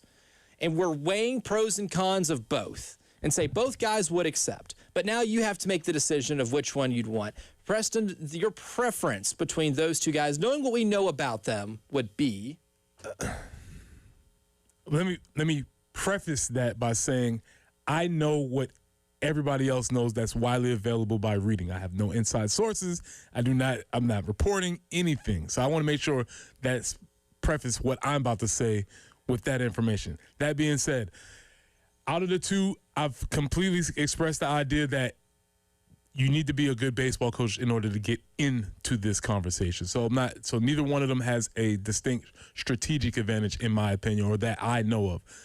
My advantage would be towards Kevin Schnall because he's not going to have to take as long to learn the local landscape. Mm-hmm. He knows where Pillion is.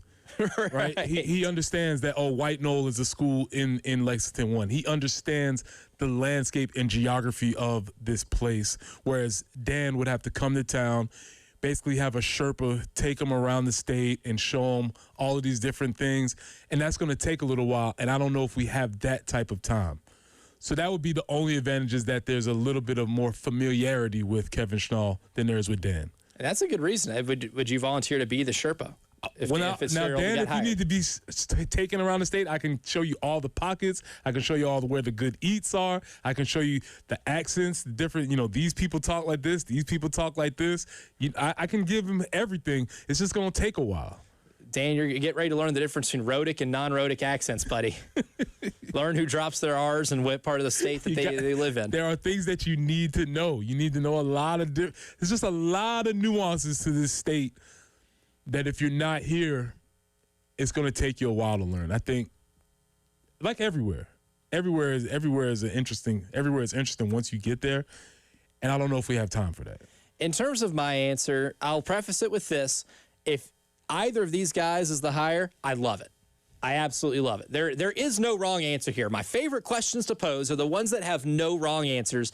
I do believe that a situation, if it were to arise, that Kevin Schnall and Dan Fitzgerald are your two options, then congratulations, you're in a win-win scenario. But I think for what this job requires is maybe a more proven builder. Right? Kevin Schnall has done a fantastic job at Coastal. I'm excited to see what they do in the postseason, especially if they have a little bit of motivation for not winning the Sun Belt regular season because they have not finished the season as strong as they would like. I would like to see them go through with a little bit of vengeance, from here moving forward. But he's only been the head coach there for 1 year. If I'm splitting hairs and I'm having to make a decision here, I think the big thing for me is at a place like Kansas that has had little to no success before Dan Fitzgerald has now reached a point where they won a Big 12 title. That's not a conversation. Like in terms of winning conference titles, they're not in those discussions. But they won a conference title this year. Legitimate builder. And a proven one at that over a couple of years, right? Took the job in 2023. I think that, for me, gives it a little bit of an edge because I think what you have to do here at South Carolina is a little bit of building, right? We are pretty much stripping this thing to the studs. Yes. I think I've just seen more of Dan Fitzgerald in terms of working with studs than maybe Kevin Schnall has. Again, not to say that Kevin Schnall wouldn't be a great hire. I still love the tagline of better call Schnall when it comes to getting a new head coach. But my preference here, I guess if I had to rank them, would be Dan Fitzgerald. And I think to build on that concept, what does a program look like built strictly in Kevin Schnall's image? Because even though he took over the job, there's still the, I won't say shadow, but the presence, right? The presence of Gary Gilmore is still there. And he's just continuing that idea. So that is something to take into consideration. What I think I'm hearing is between us two is that we're on maybe two slightly different timelines. Whereas I think Kevin Schnall comes in now and is able to maybe change some of the relationships, change some of the things that are wrong in the state now, immediately, because he has that cachet. Whereas Dan might take a little while, and I think they still get to the same point eventually. So, and like you said, I think both of them would be fine choices. I think so too. And for Coastal, and they got beat yesterday by Louisiana. That was their third loss in 4 games. A little tailspin to Louisiana. It was an 11-12 loss. They're playing for their Sun Belt tournament lives today. I'm trying to find the time. They had 1:30. You could watch on ESPN Plus. You have the subscription. They're playing against Appalachian State. May Kevin have some more time on his hands than he anticipated? For his sake, I hope not. For our friends in Myrtle Beach, I hope not. Shout out. So their next step will be the NCAA tournament, depending on what they do in the Sun Belt tournament. But that's comparing those two candidates again. I do firmly believe it'd be a win-win if that's the case. But coming up next, pivoting to college football, ESPN's Bill Connolly made a very interesting comparison between AI and the college football playoff. I'll tell you what we're talking about next. All my sports. The Game Network. 107.5 The Game in Columbia. 96.9 The Game in Charleston. 100.3 The Game in Myrtle Beach. And 100.5 The Game in Florence. We love to hear your opinion. Go to @1075 The Game on Twitter X and participate in our polls. Our Twitter X polls sponsored by IntelliSystems. Schedule a cyber audit today at IntelliSystems.com. Pressing in for our friends at Absolute Glass, the premier glass company of the Midlands, offering auto, home, and business glass repair. If your glass is damaged, shattered, cracked, or broken, they can handle the job. If it's a cracked windshield, no problem. They'll come out to your location and they'll replace it for you, usually for free, and they'll work directly with the insurance to take away the headache. That's right. They'll come out to wherever you are. School, home, work, it does not matter. Absolute Glass will come out to you and take care of the job for you. Now, if you're at home, you're looking to increase the value of your home, Absolute Glass can take care of that for you too. Windows, mirrors, shower enclosures. Say it all the time. If you can see through it, Ray and Marianne at Absolute Glass can do it. So check them out online at AbsoluteGlassInc.com. That's online at AbsoluteGlassInc.com.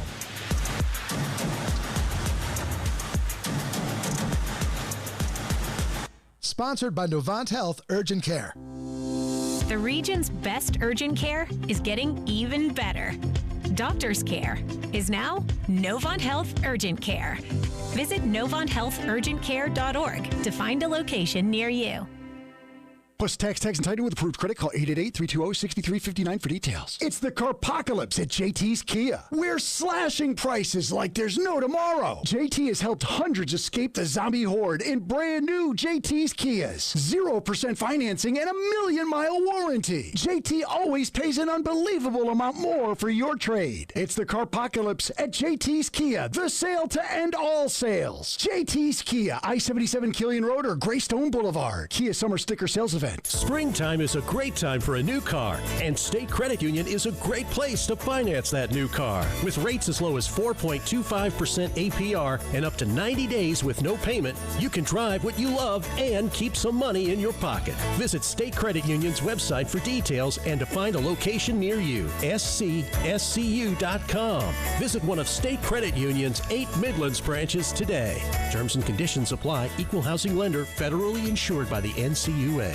Hey, this is Jen Jensen for CHW Cabinetry. My family is using CHW Cabinetry, and they are fantastic to work with. They make sure you're satisfied with every step of the process. Not only do their photorealistic renderings show exactly what your new space will look like, their job site guarantees everyone is on the same page, literally. Experience the CHW difference for yourself. Go to chwcabinetry.com to see more, or call them at 803-520-6837, and be sure to tell them Jen Jensen sent you. CHW Cabinetry, passion from inspiration to installation. I'm Jason Reynolds. You may wonder if you're better off hiring a big corporate law firm with hundreds of lawyers, or should you go local? I'm Stephen Samuels. With the Samuels Reynolds Law Firm, you get me, or Jason, or Michael, or David. You have your own lawyer who can go toe-to-toe with anybody from big law to big insurance. Here's how you know. Call 803-779-4000. You won't get a robot.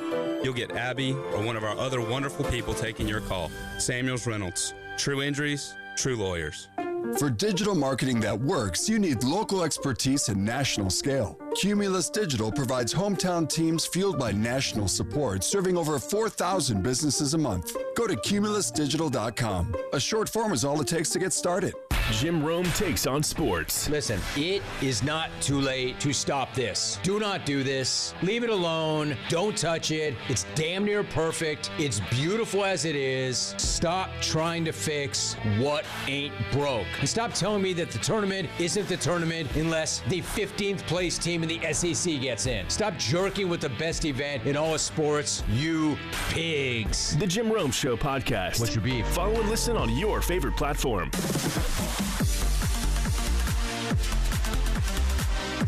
Hate paying for streaming?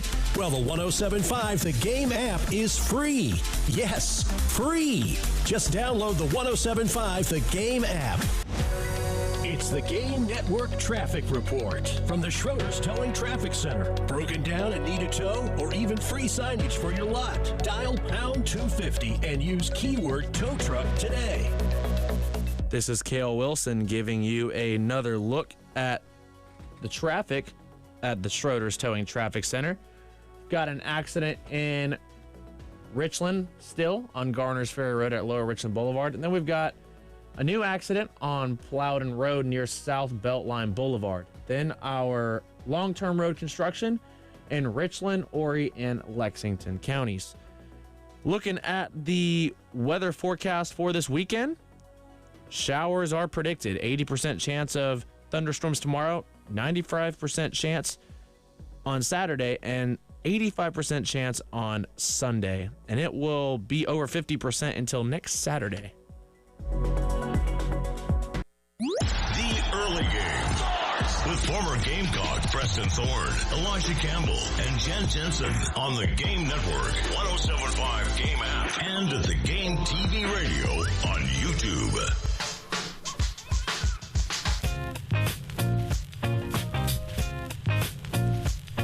ESPN's Bill Connolly came out with an article this week on ESPN.com that kind of compared the idea of a 24-team college football playoff to the advancements in artificial intelligence.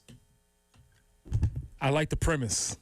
Now, here's how, and I'll just read the first paragraph from this. Bill says, at this point, a 24-team college football playoff has become the sports version of AI. Nobody asked for it, and almost nobody seems to actually like or want it, but decision makers are very busy trying to convince you that it's inevitable, whether or not anyone understands the implications.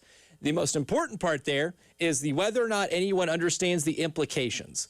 And when you read through this thing, that's the part that I think is not being discussed enough when it comes to when we expand this thing, this event, because I do believe it will be expanded one way or other, whether it's 16 or 24 teams. I think that is going to happen.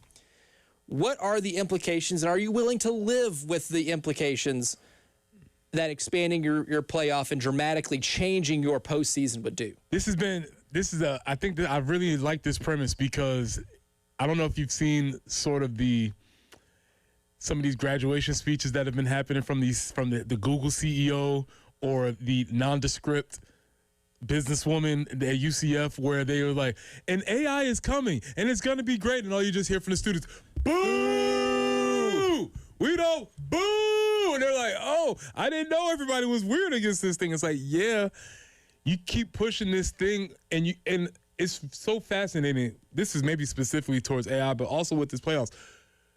Having to spend so much effort and energy convincing somebody of something that they don't want. That should be a telltale factor. Like, nobody wants this. Yeah, and you keep having to spend all this time telling us why we should want it. But to your point, the implications of, yeah, we don't know where this is going to go, but we're going here anyway. We're going to do it anyway. We're going to do it anyway. It's happening. And so maybe you shouldn't see these as necessarily maybe them advocating, but more so forewarnings that it's going to happen. Now, what Bill does really well is he lays out the scenario of what the bracket would have looked like in a 2014 format that is being discussed and proposed and reportedly accepted by every single conference commissioner not named Greg Sankey. So the 17-16 game would be Virginia at Southern Cal, North Texas at Alabama, Houston at Miami, Tulane at Texas, Georgia Tech at BYU, Michigan at Vanderbilt, Iowa at Notre Dame, Arizona at Utah, with your top 8 seeds getting byes, which would be Ohio State, Oklahoma, Oregon, Texas Tech, Ole Miss, Georgia, A&M, and Indiana. Then he goes on to say how rivalry week would have changed, right? For example, like Alabama had to beat Auburn to kind of stay in the college football playoff field. And they dramatically did so, and they almost blew their chance of doing so. It made that game a little more interesting, right? Like they probably should have lost that game. Forgot that. But in a 2014 playoff, Alabama is comfortably in. Auburn not being in makes that game almost irrelevant. Talked about Texas and Vanderbilt needing to beat their rivals at the end of the season, with Texas having to beat A&M and then Vanderbilt having to beat Tennessee. Both teams did so, but they also needed chaos to happen. They needed help because of some losses both those teams took earlier in the season, specifically Vanderbilt to Texas. They needed more things to happen. Georgia Tech in this field, I would say almost comfortably, and they're at 22, but when they played Georgia, they were not going to get punished for that loss.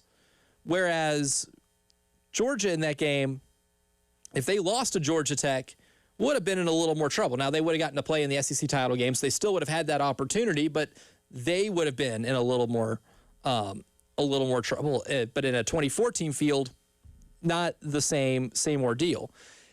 He counted up which games would have been more affected, or I guess deemed irrelevant when it comes to a 2014 playoff, and which ones would have really benefited. He only found 2 instances in which there would have been real college football playoff implications in those rivalry games, and it would have been Arizona against Arizona State and Virginia against Virginia Tech. Those games would have been more important because of this expanded field.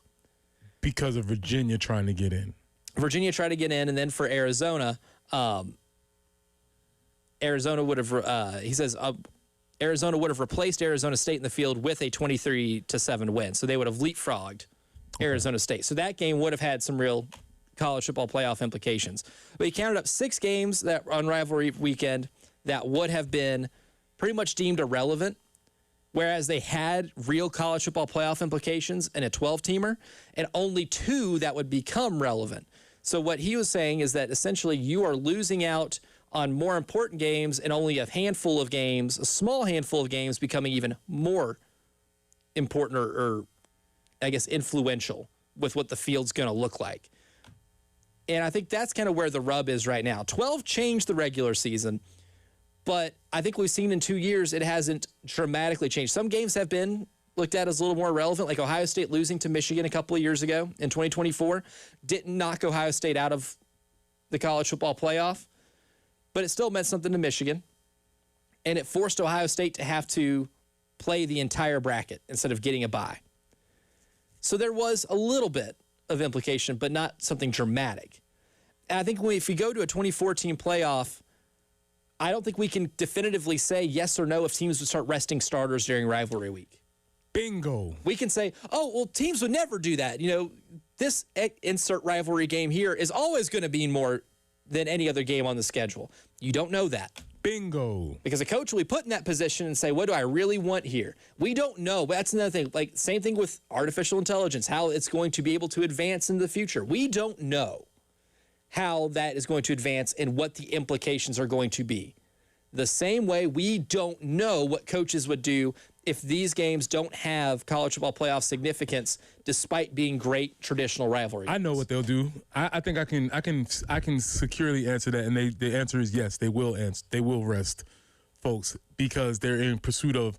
If we want to be as generous about this as possible, we're in pursuit of a championship. If you want to be realistic, they're in pursuit of the larger purse, and so those two things would not account to your precious rivalry game that you hold so dearly because that's gonna get sacrificed to those two gods. Yes, you can say that because one of the misconceptions about the idea of load management is that it's from the players and it's largely from management. It's usually a directive from management being handed down to the players. And so, yeah, I can definitively say that other consequences, we don't know. There's always unintended consequences of policy change. We know that things will happen. We just don't know what they will be. And I don't foresee the potential upside being greater than the unknown negatives that would happen. Right. The question is going to be, is that the juice worth the squeeze at this point? And if the squeeze becomes changing maybe your most important weekend on your calendar in college football, I don't think it would be worth it. If it dramatically alters how we view rivalry week, I would say as a college football fan, my favorite weekend of the year. You have South Carolina, Clemson, Ohio State, Michigan. You have the Egg Bowl. You have all of these certain things, and a lot of them mean significant things across the board. Bill Connelly is obviously excellent. I would recommend reading this article. It's on ESPN. The 2014 college playoff shows bigger isn't always better. If you are probably like most people, a lot of people, like 79% of the folks that were part of this survey, if you don't like this, but you can't figure out why you don't like it, he gives you the ammo to tell you why you shouldn't like it. Gives you the perfect ammo for why you shouldn't. But coming up next, another ESPN article has sparked some inspiration here because Eli Lederman talks about how football recruiting is changing, but I don't think it would change for me if I were an 18-year-old recruit, and I'll tell you why next. Wow, what a play! The Game Network, Columbia, Charleston, Florence, and Myrtle Beach. Hey, this is Jen from 107.5 The Game and The Game Network. If you run a diner, a bakery, a coffee shop, burger joint, or a pizza spot, or that hidden gem everybody should know about, how would you like to get the word out about your business without spending a dime? We got you. All you have to do is text your name, your business, and your phone number to 803-404-6100, and we'll be in touch. There's no catch. Times are tough. We're here just trying to help you get folks in the door of your business. This is a Westwood One Sports Minute. Well, the MVP looked like the MVP, and the West Finals are tied.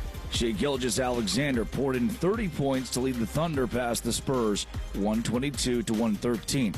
Oklahoma City's bench dominated 57-25, overpowering Victor Wembanyama.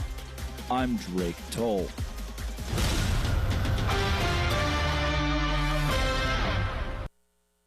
Get in the zone, AutoZone. Welcome to Markdowns for Miles at AutoZone. Thanks. Is oil marked down? Save up to $15 when you buy 5 quarts and a filter. And fuel treatment? 2 for $9 on Lucas. Brake pads? marked down to free. Free? Get free Duralast brake pads when you buy 2 Duralast rotors. That's several markdowns. For many more miles. Get in the zone, AutoZone. Restrictions apply. You know that Chick-fil-A sells more than chicken, right? Hello, my name is Jaleesa, and a little thing I love about the Chick-fil-A sausage, egg, and cheese biscuit is how it's all of my favorite breakfast items in one good bite. That fluffy egg, that melty cheese with that perfectly grilled sausage. It just gives you that warmth, that comfort food that you love. It is the best possible option for a classic breakfast. Comfort is calling. Order a Chick-fil-A sausage, egg, and cheese biscuit with Simply Orange Juice on the Chick-fil-A app today. Real guests paid for their testimonial. Life Matters. The New York Times, April 5th, 1974, read Fred Snodgrass, 86, dead. Ball player muffed, 1912 fly. Snodgrass was in his 90s, but he was remembered for a fielding error when he played for the New York Giants 62 years earlier. Some moments stay with you forever. I seem to remember every error, every missed shot, every bad move of my ancient high school sports career.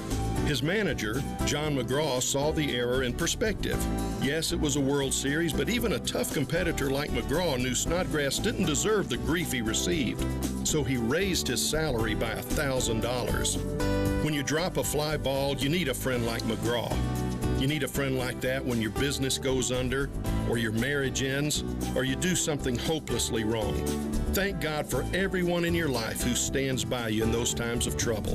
This is Pastor Stephen Chitty. Life matters, and so do you.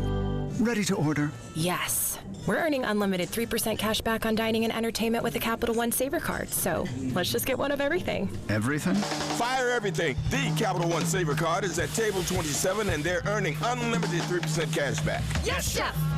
This is so nice. Had a feeling you'd want 3% cash back on dessert. Ooh, tiramisu. Earn unlimited 3% cash back on dining and entertainment with the Capital One Saver card. Capital One, what's in your wallet? Terms apply. See CapitalOne.com for details. With other language learning apps, I was just playing games. I wasn't really learning. Babbel's different. Babbel was designed by over 200 language learning experts to be the most effective way to learn another language. Every time I open the app, I can choose to work on my writing, speaking, or listening. And it saves my mistakes for me to review, so I'm constantly improving. Before Babbel, I thought I just wasn't good with languages. But now I'm speaking French. Tout ça, c'est grâce à Babbel. Save up to 50% on your Babbel subscription when you sign up at Babbel.com. Babbel.com. The Early Game. With former Gamecocks Preston Thorne, Elijah Campbell, and Jen Jensen. On the Game Network, 107.5 Game app, and the Game TV radio on YouTube.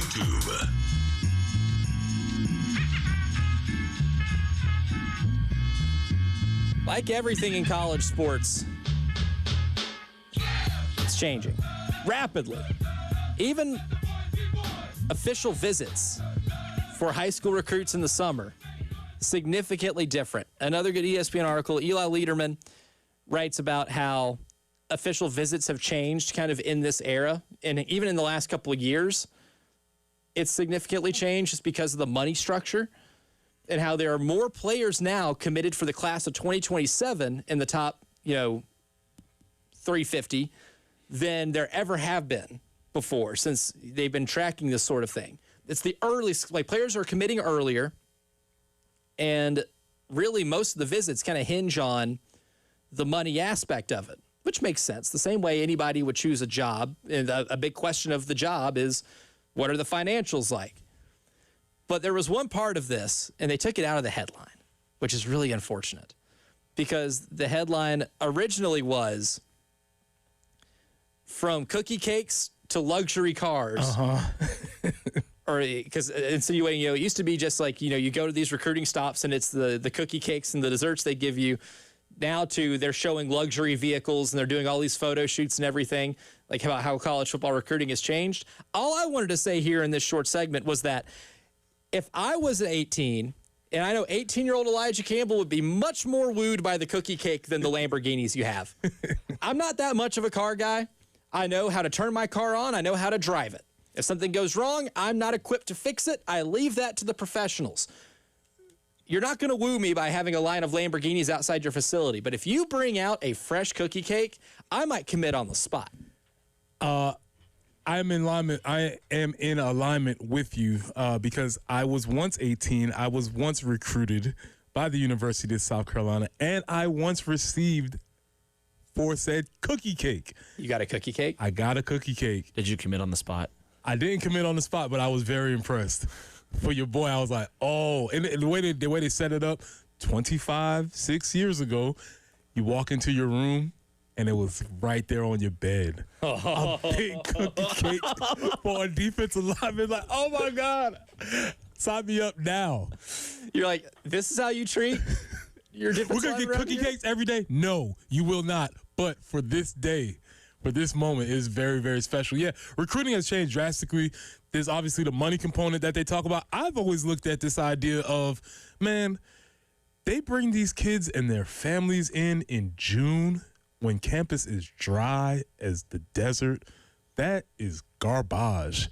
We used to have our recruiting visits in the middle of the year because – and I also heard that this was during the Will Muschamp era, and this was nerd alert. They were like – and we have this huge big screen thing set up so the kids can play Fortnite together. And I was like, that is the lamest recruiting story I've ever heard because, brother, let me tell you something. That is not what I nor any of the folks who were on visits with me were interested in coming to campus. Well, because the real thing, if they wanted to sell that on you, like, okay, yeah, cool, there can be Fortnite on this big screen, but the lady's going to be there. That's the only thing that anybody was ever worried about. That's the only thing that's worried about. Cookie cake and co-eds. That's what I need to know about this establishment that you have going on here. So it's changed drastically because the players don't get a chance to see campus. They don't get the chance to see who. I mean, I'm sure they can see them on, DMs or IG or whatever the case is. Game's changing in that respect. It's definitely changed. You might be able to shoot somebody a DM that's in your location, shoot them a Snapchat, whatever. I hear you. But, man, let me tell you something. Being able to go out with those older players and them show you the ropes around town, it's a special experience for sure. So, yeah, the recruiting thing has changed. But I will say, yeah, the idea is this. Hey, what are you going to pay me? It's probably just – and the article is really interesting because some teams address that early. Some teams try and give you a couple of good stakes, and then they address it later, but it's still the central question. Psychology game here. Would you do it at the very beginning of the trip or at the end? Because here's the thing, too. If you do it at the end and they say no, then you might have wasted some time because there's the whole thing of, oh, well, if the financials aren't in order, then they're not going to want to do the rest of the trip. Well, good. Saves you more time. Saves everybody time. Or if you think you can lure them in with everything else and then maybe have a little bit of leverage when it comes to negotiating down a little bit, then maybe that's the smart move. I think I came away with it wanting to do it last. Wanting to be last at the end and walk in, now we can talk money after you've seen everything. Yeah, especially if I feel good about facilities and everything like that. If I can really get you to bite and get interested, maybe I can talk you down a little bit. Then we can negotiate a little differently. Yeah, well, I guess it all just depends on what, as I keep trying to say, is that you just need to be able to offer enough money so that money's not a part of the conversation.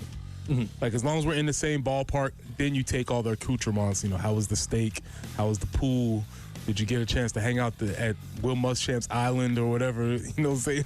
Whatever you wanted to do. Did you see the Fortnite room? Yeah.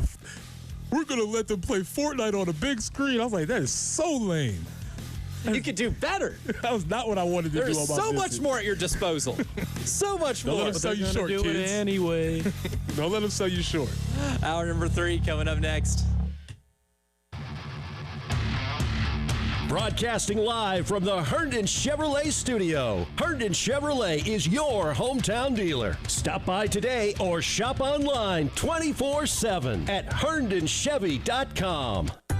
At Lexington Brain and Spine Institute, we treat a full range of conditions, from back pain to spine injuries and brain tumors. Neurosurgery, pain management, physiatry, and physical therapy all working together. Visit LexingtonBrainandSpine.com.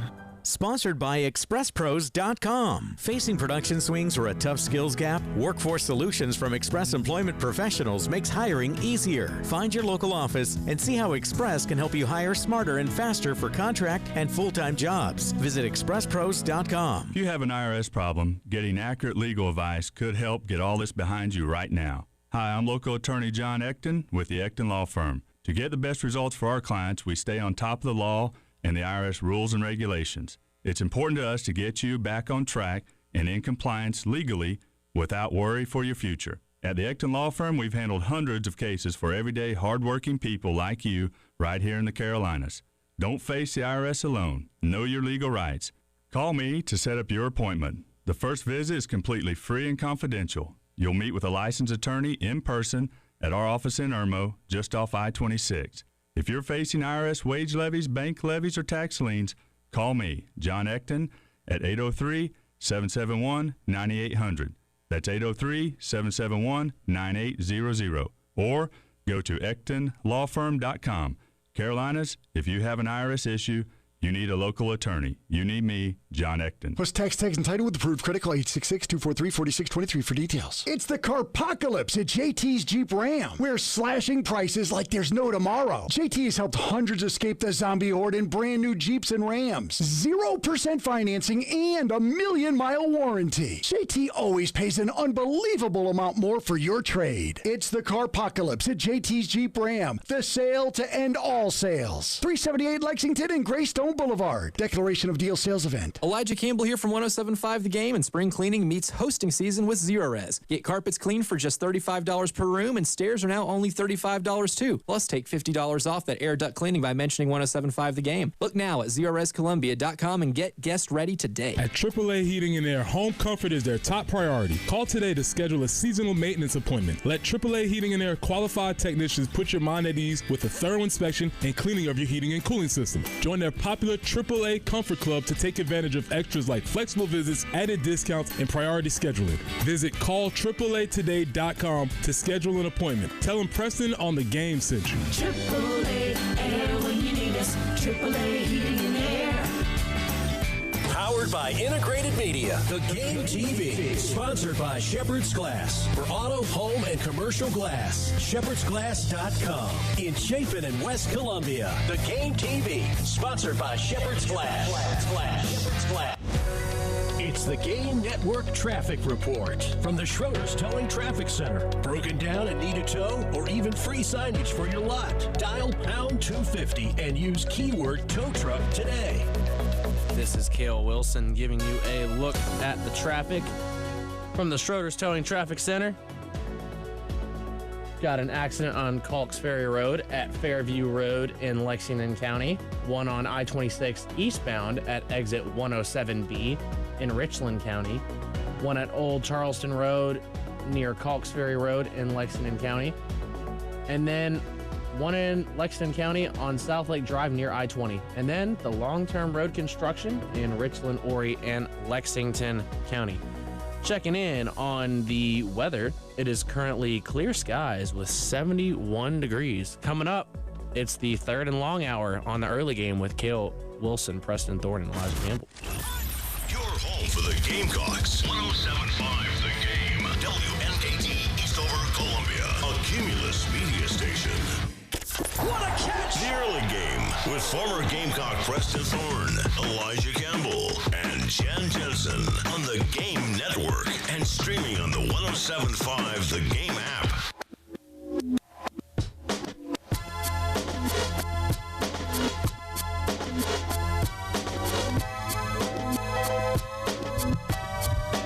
The early game third and long hour starts right now. I'm Elijah Campbell. He's Preston Thorne. He's Cale Wilson.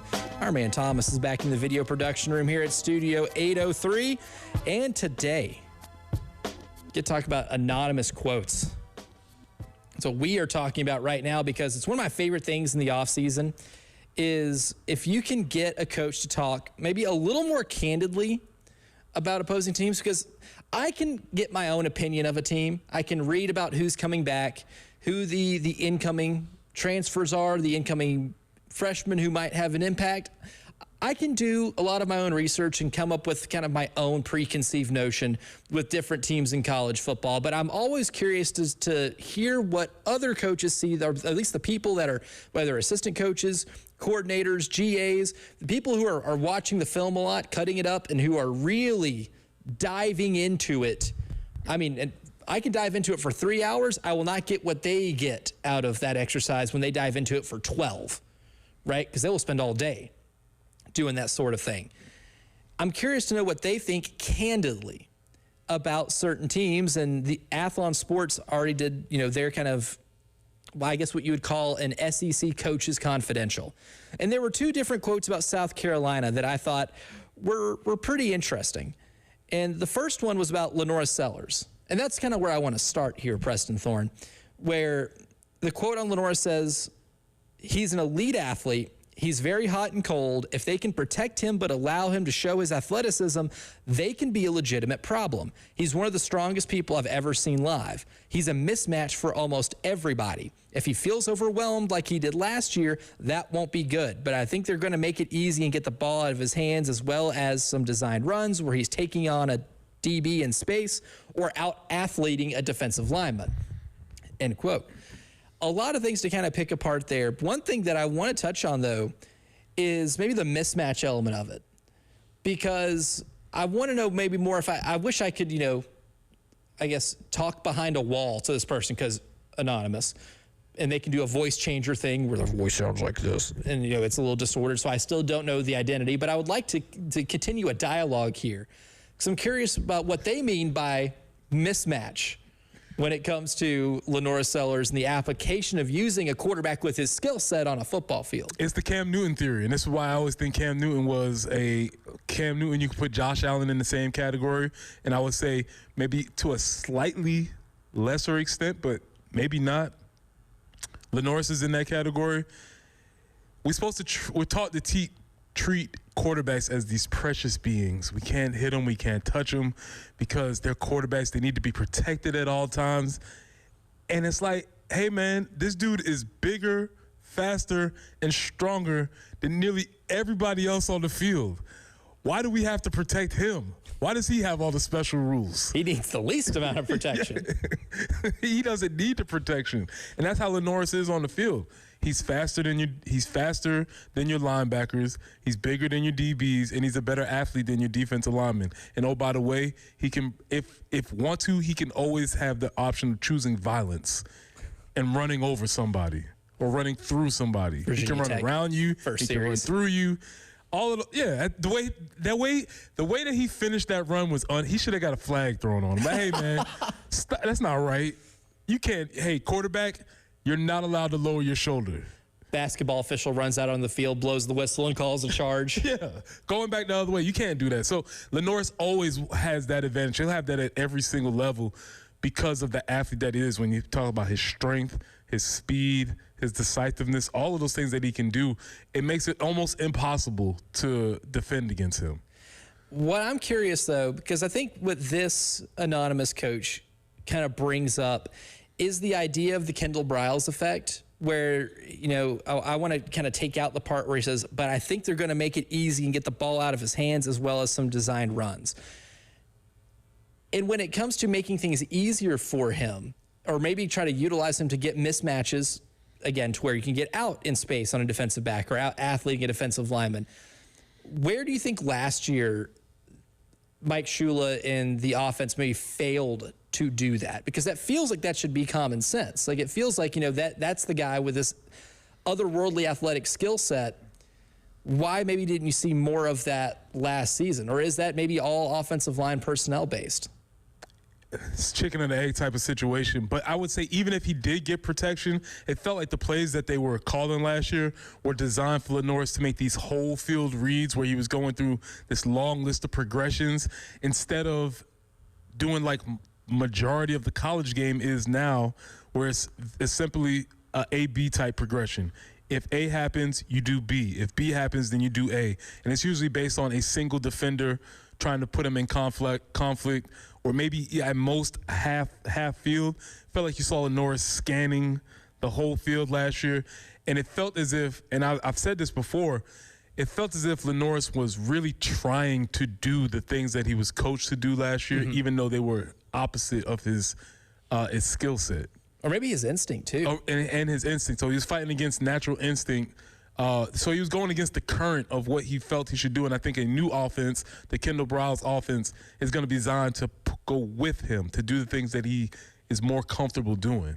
or maybe at least encourages them to play off that instinct a little more. Because if I'm Kendall Briles and I look at this, look at what he does particularly well, and I'm watching the 2024 tape, specifically of those last 6 weeks of the season where the offense really takes off, that would have been my first kind of reaction to it, is like when this offense has been at its best in these last 2 seasons, it has been when he does feel the need to take off. Even if any other coach would look at it as bailing out of a pocket early, I could see that as a strength too, because look, you can make that throw and try to make that throw down the field.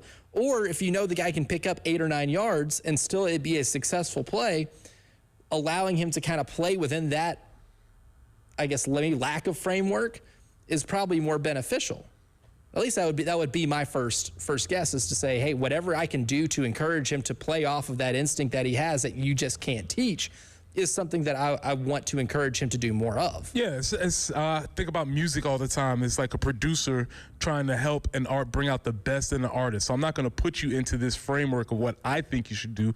I'm going to figure out what you can do, and I'm going to provide the framework around them. You always hear like Rick Rubin talk about.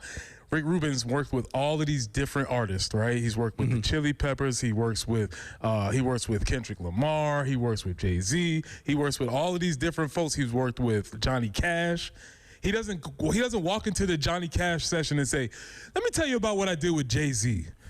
Like, this would go great with you. Yeah, it's like, dog, you can't. That's not how this is supposed to work.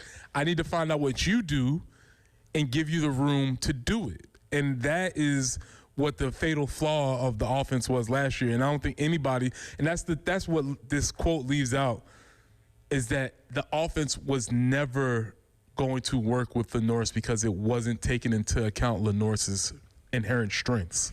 And it gets back to one big question in that entire quote, because it's very complimentary about what Lenoris is athletically. Mentioned one of the strongest players they've ever seen. And if I use my football experience, not just watching it in terms of what I've seen live and what I've covered as a professional, Lenoris is one of the hardest players to tackle that I have ever seen at any level. Like, Derrick Henry's in his own tier. I've seen Derrick Henry play in person a lot. Hard person to bring down, maybe almost impossible. But then in the college game specifically, Lenoris is up there. He has something that is so hard to replicate in terms of just being that tough to tackle. Like, he's a football player, not just a quarterback. I think he's an all-around football player. But the part that I saw in that little snippet there that made me have any cause for concern is whether or not he's comfortable. Because as if Lenoris isn't comfortable like he looked last year, it's not going to be good for this team. And I think that was maybe the most blatantly obvious cause for what created 4-8 was he ran for his life so much that I don't think he was comfortable at any point last season. Yeah, because it's hard to tell me, like, no, it's trauma. It's like, no, you're safe now. When you go pick up a rescue dog, it's like, no, it's going to be good here. And it's like, no, I don't trust any of it. Even though I've been in this house and they're feeding me, I still have memories of the pound. And he's like, man, I still remember getting chased, running for my life for the past 2 years. Because if we remember, even during the 9-win year, that offensive line still gave up the most sacks in the SEC. There's still trauma this man there. has never been in a spot where he actually felt comfortable and confident in as far as being able to play quarterback. Going back to your Derrick Henry conversation, Derrick Henry, 6'3", 250, right? Yeah. Lenoris Sellers, 6'3", 243. We're only 7 pounds off here. We accept that Derrick Henry is untouchable because of his physical status. Hey, man. Lenoris is in the ballpark there. They're almost the same measurables. Except Lenoris gets rules where you can't hit him. It should be more of an advantage. They tell us all types of ways where they're like, hey, man, I don't care how you get Derrick Henry down, but you got to get him down. And Lenoris is like, you can't hit him in the knees. You can't hit him in the head. You can't land on him. You can't do anything to this dude. It should be an unfair advantage for somebody of this stature to be playing quarterback. Josh Allen, you too. Yeah, it really should. So for Kendall Briles, it feels like it should be a layup. Take advantage of it. Take advantage of all of that. The other quote that I found pretty interesting here, too, in terms of South Carolina's team as a whole, or maybe even the program, was, quote, I don't know that they're going to be better. I haven't felt very good about them the last couple of years, other than that they have an elite edge rusher. but they've already got a couple of tackles hurt, which could factor into it. My guess is they'll be decent middle of the pack, end quote. When it comes to the weighing into, he doesn't think they're going to be better than last year, or that they haven't gotten better than last year. I don't know if I necessarily agree. I mean, there's still some to be said about having to see what the offensive line does. But if you're better in the trenches in that regard, I think you're automatically going to be better. Automatically. If all things were equal except that thing, then we've automatically improved. Now, the tackles being hurt, like when Jacarius Peak's going to be able to show up and be able to contribute, is a massive question. Agreed on that point. That is a massive question. By tackles, he's talking about Jacarius Peak and maybe Josiah? I think Josiah. Okay. Yeah, and Josiah, I think we've already accepted probably not going to play this year. Mm-hmm. It's certainly that's what it sounds like. Jacarius, I've heard, maybe the Mississippi State game, which is the third game of the year, and missing, Kent State and Towson on the table. And if that's the case, I think that is maybe best. If that's best case scenario, and that is likely, you can live with that. But that's clearly a big question. But if the tackles aren't healthy, if Jacarius isn't going to be able to give you what you expect him to of someone of that athletic build and that skill set, and the offensive line does mirror last year, I don't think it's going to be decent middle of the pack. I think it will be lower end.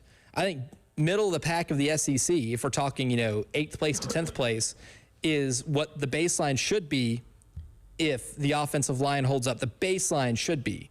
If the offensive line is good, then I think the expectation could be you're finishing maybe 6th to 8th in the SEC, depending on how other teams do it. So it makes this hard to project because I don't know what Florida is. I don't feel great about what Tennessee is, but who knows? Their system is a type of system that is conductive to being able to survive roster overhaul year in and year out and still have a high baseline. I don't expect Mississippi State, Arkansas to be any good, so you should win, but who knows?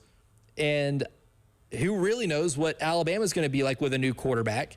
And if John Mateer makes a step at Oklahoma, there's still a lot of unknown on the schedule there too that I have an expectation of what this South Carolina team should look like. Still even hard to project it this far away from the season starting. I would be a little bullish on it only for the idea that the offensive line was the worst in the SEC. It was bad, yeah. And it was bad, and in some statistical categories, the worst. Mm-hmm. In most of them that really matter. Right. And let's say if that unit only improves from the worst to going from bad to mid, how much does that improve the whole team? I think significantly.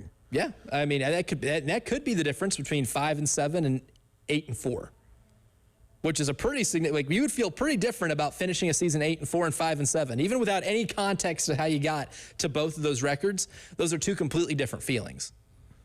And again, that's why we call it the summer of the biggin. I think everything that we talk about with this team is ultimately going to trace itself back to the offensive line. Everything is going to trace back to that unit, the health of that unit, and the production of that unit. But coming up next, it's the third long hour goes deep, turning around a program, part 4, the idea of linear progress. What type of patience should schools that have had successful programs have when it comes to the next chapter of their program? We'll discuss the historical precedent next.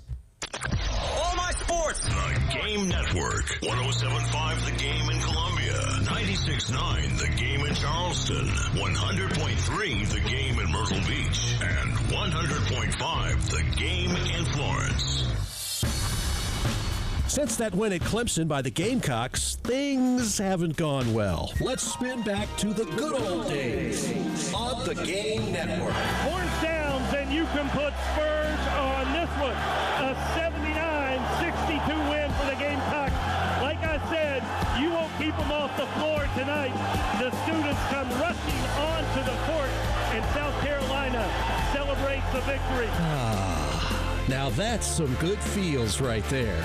From 107.5 The Game and the Game Network. Broadcasting live from the Herndon Chevrolet studio. Herndon Chevrolet is your hometown dealer. Stop by today or shop online 24/7 at herndonchevy.com. Now, before we talk about how to turn around a historically successful program, I can give you a way how to turn around your tax situation, right? Because if you're struggling with certain personal income tax issues or business tax issues and you find yourself in an IRS maze that feels like an insurmountable challenge, John Ecton and his team at the Ecton Law Firm are here for you to be able to get past that seemingly insurmountable challenge. 803-771-9800. It's a phone number to call to set up a free consultation where you can talk to John and his team at the Ecton Law Firm, a local team that's been coming up with local solutions to these problems in the state of South Carolina for a long time. They're perfectly equipped to be able to handle your case and be able to get you one step closer to a worry-free life. Again, 803-771-9800 is the number to call, or you can always visit them at ectonlawfirm.com. That's ECTONlawfirm.com. Plus tax and title with approved credit. Call 888-320-6359 for details. It's the Carpocalypse at JT's Kia. We're slashing prices like there's no tomorrow. JT has helped hundreds escape the zombie horde in brand new JT's Kias. 0% financing and a 1,000,000-mile warranty. JT always pays an unbelievable amount more for your trade. It's the Carpocalypse at JT's Kia. The sale to end all sales. JT's Kia, I-77 Killian Road or Greystone Boulevard. Kia Summer Sticker Sales Event. Download to see if you qualify. Not all customers will qualify. Transfer fees may apply. No Albert subscription required. Albert is not a bank. Albert Instant Loans are issued by FinWise Bank, member FDIC. Not an actual client. Terms apply. Kylie, what's wrong? I just got hit with a car repair bill. I'm behind on rent, and I feel like I can never save any money. Have you tried the Albert app?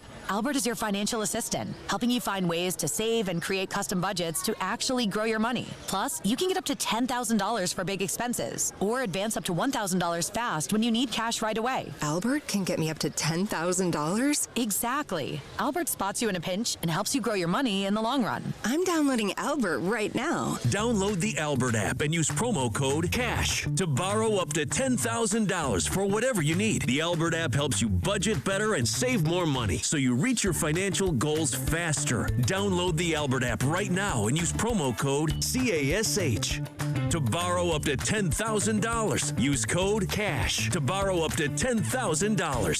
Is your crawl space damp or musty? Water in your crawl space can cause wood to rot and creates an environment for mold and mildew that can make its way inside your home.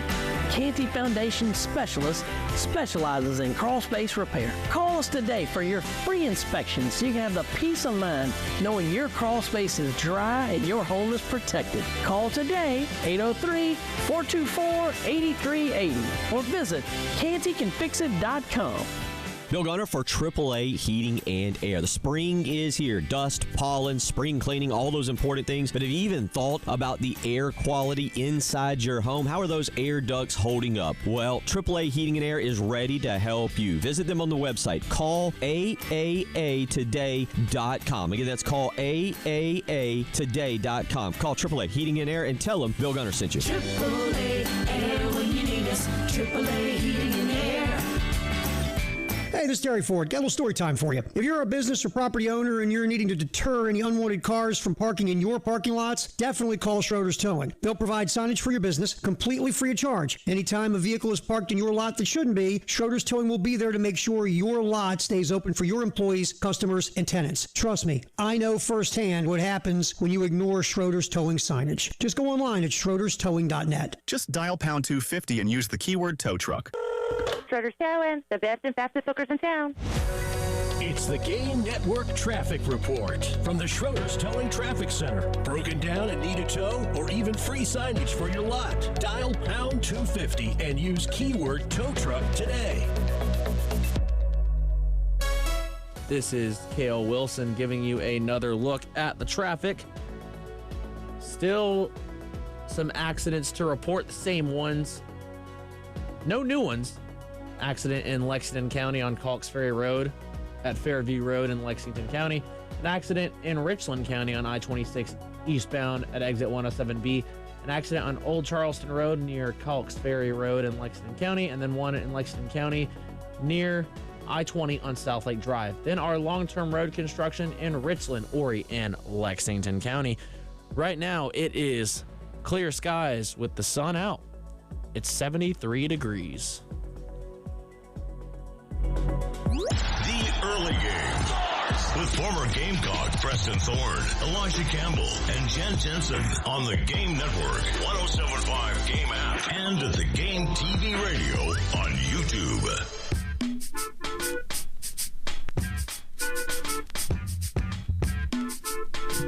Time for the early game third and long hour to go deep. This week we're talking about turning around historically successful programs. There's precedent for it happening, especially once you violate the Napoleon rule, right? When you go 7 years without being at the mountaintop or being in power, right? Then you may never come back. Or at least you're in real danger of never coming back. I think South Carolina is on the wrong end of the Napoleon rule, Preston Thorne. Oh, yeah, by years. We almost doubled it. Which means you're double Napoleon ruling it. But there's precedent for it being turned around. But then there's also the idea of linear progress, because some of the examples that we can throw out are instant successes. John Calipari at Kentucky, instant success, right? Turned it around the first year, a team that was good enough to win the national title, they fell just short of a Final Four. But they had a team that was built to do it. Bob Stoops at Oklahoma. Now, Oklahoma didn't violate the Napoleon rule. The Napoleon rule 7 years, because Napoleon was in exile for 7 years, and before he was able to come back. But Bob Stoops turned it around. They had a couple of really bad years in the late 90s. Bob Stoops turned it around in year 2 to get it back to what Oklahoma football really expects to be, right? I think they were 7-5 his first year. They won a national title in year number 2. So that was still pretty quick. But I think a lot of these more so start off like what Jim Harbaugh did at Michigan. So my question here is, Preston, how much does the idea of demanding linear progress kind of go into this? Or how much space do you give these coaches to kind of fail a little bit early on, even if your program's in a place where you're so desperate to get back that it's hard to ask for patience from a fan base? I don't think you need necessarily straight line progress, because there's no point in life where it's a straight line to the top. There's always going to be peaks and valleys, ups and downs, etc. But as a fan, you want to see market progress. So if you think about the Steve Spurrier era, I think that's a great example of this, where he comes in the first year, things happen, they go 7-6 or something along those lines, 7-5, whatever. They're right in that area. But they beat Florida. They beat Tennessee. So even though they were kind of in the same ballpark, new things were happening. Then the next year's kind of fall in the line, and so they sort of stayed in the same era, but new things were happening. They had won. They were ranked in the top 25 for a couple of years. So you felt as if you were on an upward trajectory. You weren't on a rocket ship necessarily, but you were patient enough. And then when all these things got in place, boom, you take off to the top. So I think that may be the ideal way that you could say it. And then you could even say Michigan the same way with Jim Harbaugh. Yeah. They weren't winning the championship, but you could see progress happening. And the recruiting came in well. I think with every example that ultimately becomes successful, you do get the players in there. And that's the most thing I could say. The most obvious starting point here is really nailing the recruiting and keeping some momentum in that regard. Like if you go and look at Jim Harbaugh coaching at Michigan, he took over that job in 2015, and it was a 10-win season right away. While it's not a national championship, it was still, like you said, visible improvement. The players that you needed that were required to win in the Big Ten were there. And then you had a couple 10-win seasons, an 8-5, a 10-3, and then you get to the point where, okay, it's good, but you can't beat Ohio State. And that was the big thing, was that, okay, you're sending players to the NFL, you're getting the guys in, you're winning the games you should, but why can't you beat Ohio State? And then, I don't know if you remember the discourse around Michigan after 2020. Now was the COVID-shortened season. They only played 6 games, and they went 2-4. They weren't any good. And the discourse around Jim Harbaugh was getting to the point where there were people that were wanting him out because they got so tired of getting to that point and finding a way to lose to Ohio State. But 2021 happens. They beat Ohio State. They get to the college football playoff. You have a couple years of college football playoff losses before winning a national title, and then him taking an NFL job, and then the controversy that happened after that. But there was a point in that run where fans were ready to give up. And I think maybe some administrators were ready to give up. but they held on just long enough to be able to experience the one thing they truly wanted, which is beat Ohio State, and then it led to a national championship a couple of years later. Nerd alert! Book recommendation. It's called The Hot Seat, and it's about a year that you're talking about, and it's about a year that year when Jim Harbaugh was essentially on the hot seat in Michigan, where people around the country were like, what's going on? Why aren't you happy with winning 10 games, 9 games? And the folks at Michigan were having a totally different conversation based on what they thought they were. And that's where I think Gamecock baseball comes in, because we are in the process of figuring out who we are and who we think we are, and whether those two ideas match up. And my suspicion is that they may not. Is that there's at least not, I don't think there's total alignment.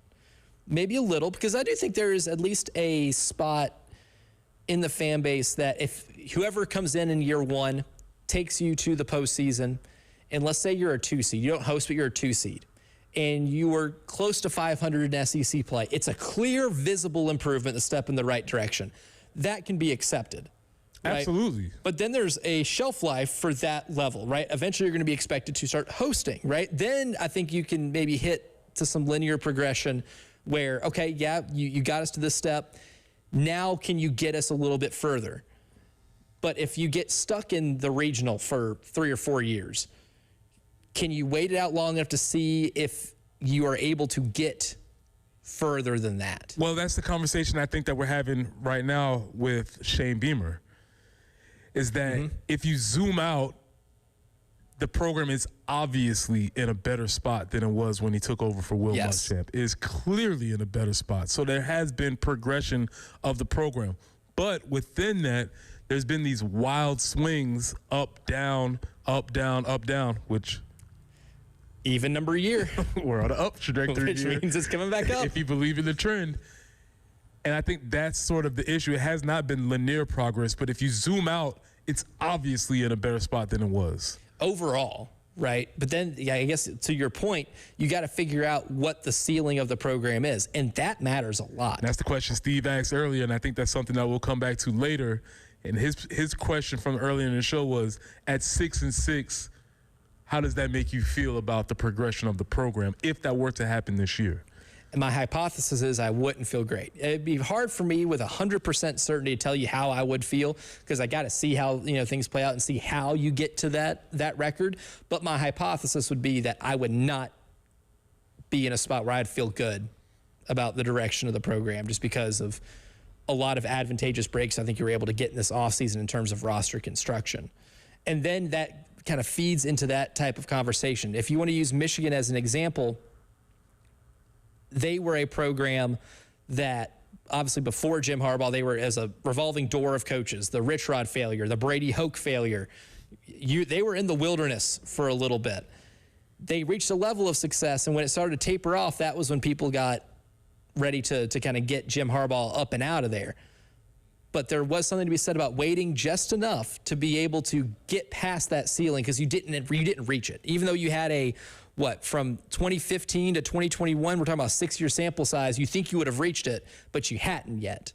That's the tricky part about all of this, is that you never know when that break actually comes along, and that's what makes judging these turnarounds by linear progress really difficult to do. And also, if you feel like if that ceiling is something that particular coach can get to, because I think though this team was playing decent enough under Mark Kingston, I don't think anybody felt like there was an upward trajectory out of that. That it reached its peak, right? And that's why he was no longer the head baseball coach at South Carolina. Hopefully I have not reached my ceiling in the Corley Pool Solutions Checkered Flag Challenge, because I'm back at the bottom, but that means I get the first pick. So I'll try to make that turnaround a little bit different than turning around a college sports program. But Josh Harris is going to join us, because the Corley Pool Solutions Checkered Flag Challenge is next. Wow, what a play. The Game Network. Columbia, Charleston, Florence, and Myrtle Beach. We have a new way for you to call the AAA Heating and Air phone lines. Just dial pound 250, and when prompted, punch in the keywords, the game.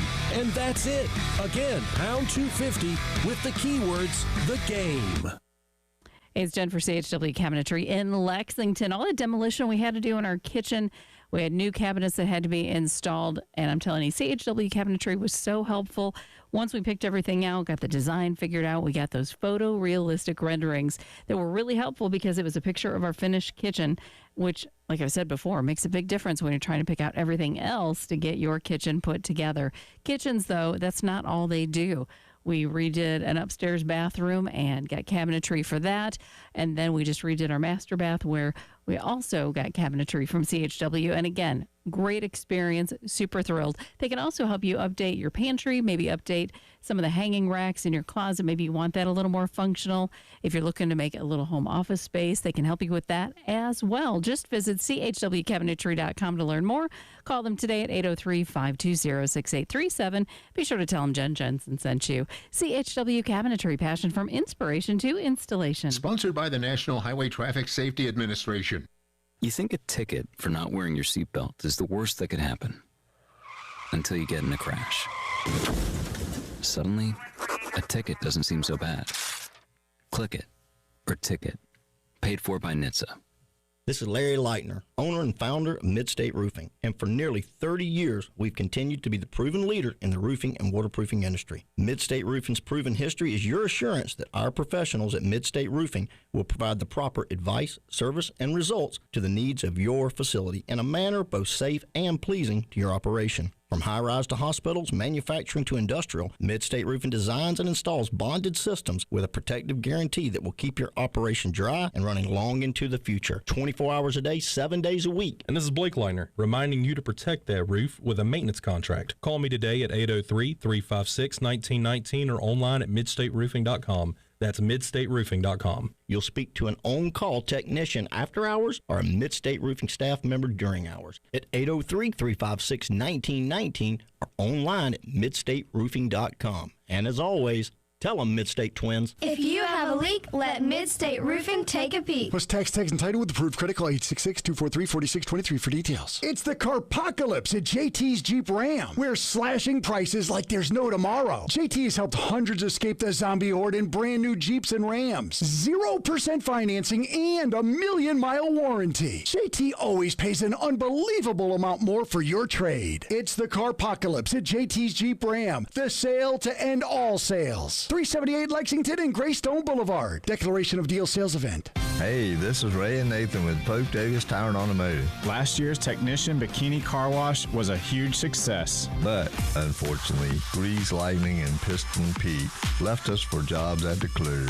Don't worry. If you are feeling hot, we can still cool you down. By fixing your car's AC for 30% less than the dealership charges. And we have an $80 rebate on any set of Michelin or BF Goodrich tires until May 23rd. Cool down online at PopeDavisTire.com. Bill Gunner at 107.5 The Game for AAA Heating and Air. Look, I know you're thinking about a lot of spring cleaning right now, but are you thinking about your generators? You need to be. Those things are vitally important when our power goes out. You want to make sure your generator is running great. At AAA Heating and Air, they're ready to help you. So call today or visit their website. Call AAAtoday.com and tell them Bill Gunner with 107.5 The Game sent you. AAA Air when you need us. AAA Heating and Air.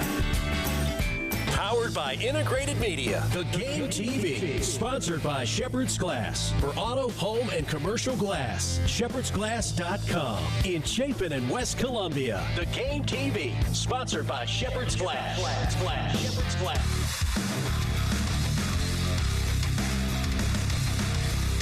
Everybody loves streaming till you have to pay for it. Just download the 107.5 The Game app and stream us for free. It's the Game Network Traffic Report from the Schroeder's Towing Traffic Center. Broken down and need a tow or even free signage for your lot? Dial pound 250 and use keyword tow truck today. This is Cale Wilson with a look at the traffic at the Schroeder's Towing Traffic Center. A couple new accidents to report. First, let's go over the ones that are still on the road. In Lexington County, we've got one on Old Charleston Road near Calks Ferry Road. We've got another one on Calks Ferry Road at Fairview Road, and one on I-26 eastbound at exit 107B. Then a couple new accidents to report. We've got one in Richland County on Kilbourne Road at Rosewood Drive, one on Leesburg Road near I-77, and another one on Lower Richland Boulevard between Starling, Goodson Road, and Highway 262 in Leesburg Road. Then our long-term road construction in Richland, Horry, and Lexington County. The Early Game. With former Gamecocks Preston Thorne, Elijah Campbell, and Jen Jensen. On the Game Network, 107.5 Game app, and at the Game TV radio on YouTube. It's time to go race, and it's the Corley Pool Solutions Checkered Flag Challenge. And our man Josh Harris, the man over at Darlington Raceway, joins us right now. And Josh, we'll run through this. We know you are in a little bit of a time crunch here, so the main thing about the race this past weekend was that Jen Jensen has taken the lead in this event. I don't know what's happened. I got off this big lead, feeling good, and then, everything's coming to a grinding halt here. And now Jen has taken the lead. She's off on a cruise. I mean, what could be better for her? The ultimate winner of the week is Jen Jensen, taking the lead, mounting this comeback, and then being on vacation. Hard to find another one. I know Denny Hamlin got a big win this past weekend, but hard to find a better winner than Jen Jensen right now. But now it's up to us to have to catch up, Josh. It's us to have to catch up. What is kind of your big keys to the race this weekend here for the Coca-Cola 600 in Charlotte? Yeah, I think the last couple of years, the big storyline has been Kyle Larson trying to do the double between the Indy 500 and the Coke 600, running into some weather challenges with that.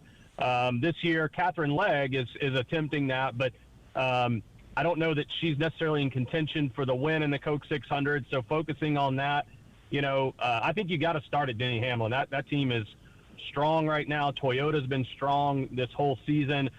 This is one of our crown jewel events on Sunday night at Charlotte. The mile and a half puts on phenomenal racing right now. So I'm looking forward to a great race, 100 extra miles, one extra stage. And it puts a little bit more of a test to these drivers to compete for 600 miles, where normally it's 400 and 500 miles. So Denny Hamlin repeating, guys going back to back here, wouldn't be a big shock to you. It wouldn't. Denny rises to the occasion in big moments, and he also has a tendency of stringing together wins, of consecutive wins multiple times in his career. So it wouldn't surprise me. I would imagine he's probably the favorite, if not one of the favorites going into this weekend. And anything can happen, but that's if I had a top pick, I would probably be looking in that direction. Oh. Josh, I don't like what just happened just now. Elijah was fishing for information from you just now because he does happen to have the top picks. I don't like what just happened. Because we're back at the bottom, like we never left. Jen's got her vacation from work this week. I had my vacation from last place last week, but I'm back in it. I'm not going to lie. I wrote down Tyler Reddick's name before the segment started because I was feeling pretty confident about taking that. And then I was like, you know what? Nope. Changing the answer, scribbled it out. My sheet looks terrible now because of all the scribbles on it. But you know what? I'll go ahead and make the first pick because I'm sitting at 54 points. I will go ahead and take Denny Hamlin, which will now lead us to Preston, who is at 57, just 2 points behind Reggie.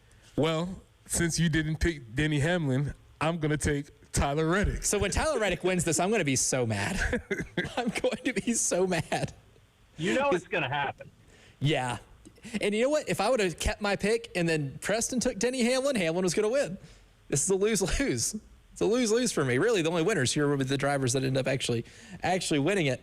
Now for Reggie's pick, Reggie did send me his text. He remembered. I woke up this morning to it, so I can't say that I didn't get Reggie's pick. His first two options were Hamlin and Reddick, but that takes him to his third option, which is Chase Elliott. So it's Elliott for Reggie, who's at 59 points, just 2 points ahead of Preston. Now to Josh, who's only 1 point ahead of Reggie. We have a real cluster here. It's I'm in last, but not by much. We are awfully competitive so far in the NASCAR season. But Josh at 60 points is now on the clock. Yeah, it's a tight race right now. Reggie got the win last week, built up, caught up a good bit. So, I'm not quite there with the Chevys, and Christopher Bell has struggled, but Toyota has speed, so I'm going to go with Christopher Bell this week. Christopher Bell it is for Josh. And then Jen does not get to go down the list. She had Ryan Blaney at number 1. So Ryan Blaney it is. Jen gets her first, I guess, driver on her draft board here.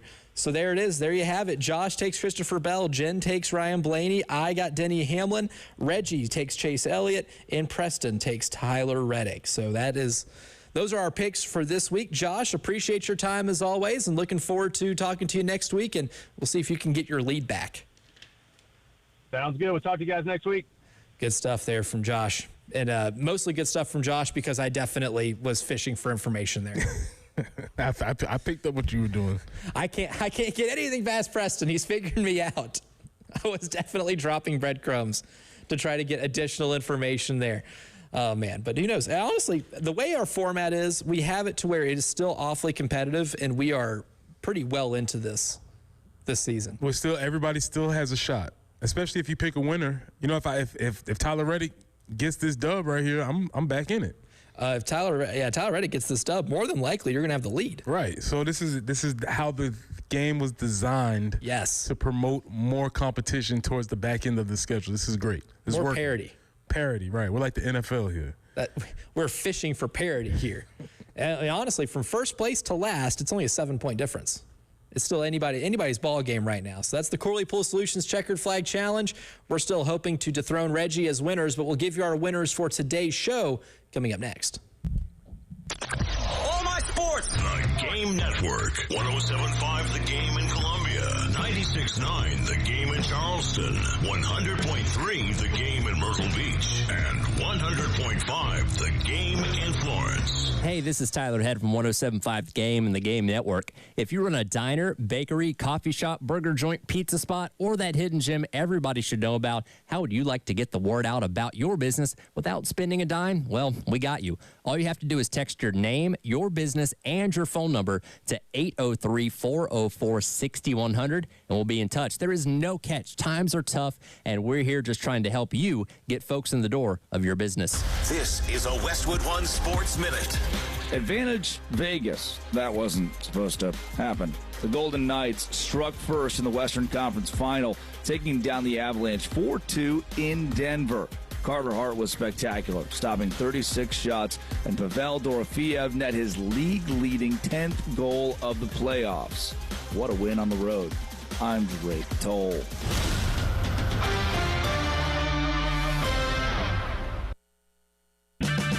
Save $2 when you buy 2 cans of Superior Products Coverall tire dressing. Plus, get 4 times O Rewards points now at O'Reilly Auto Parts. O'Reilly Auto Parts.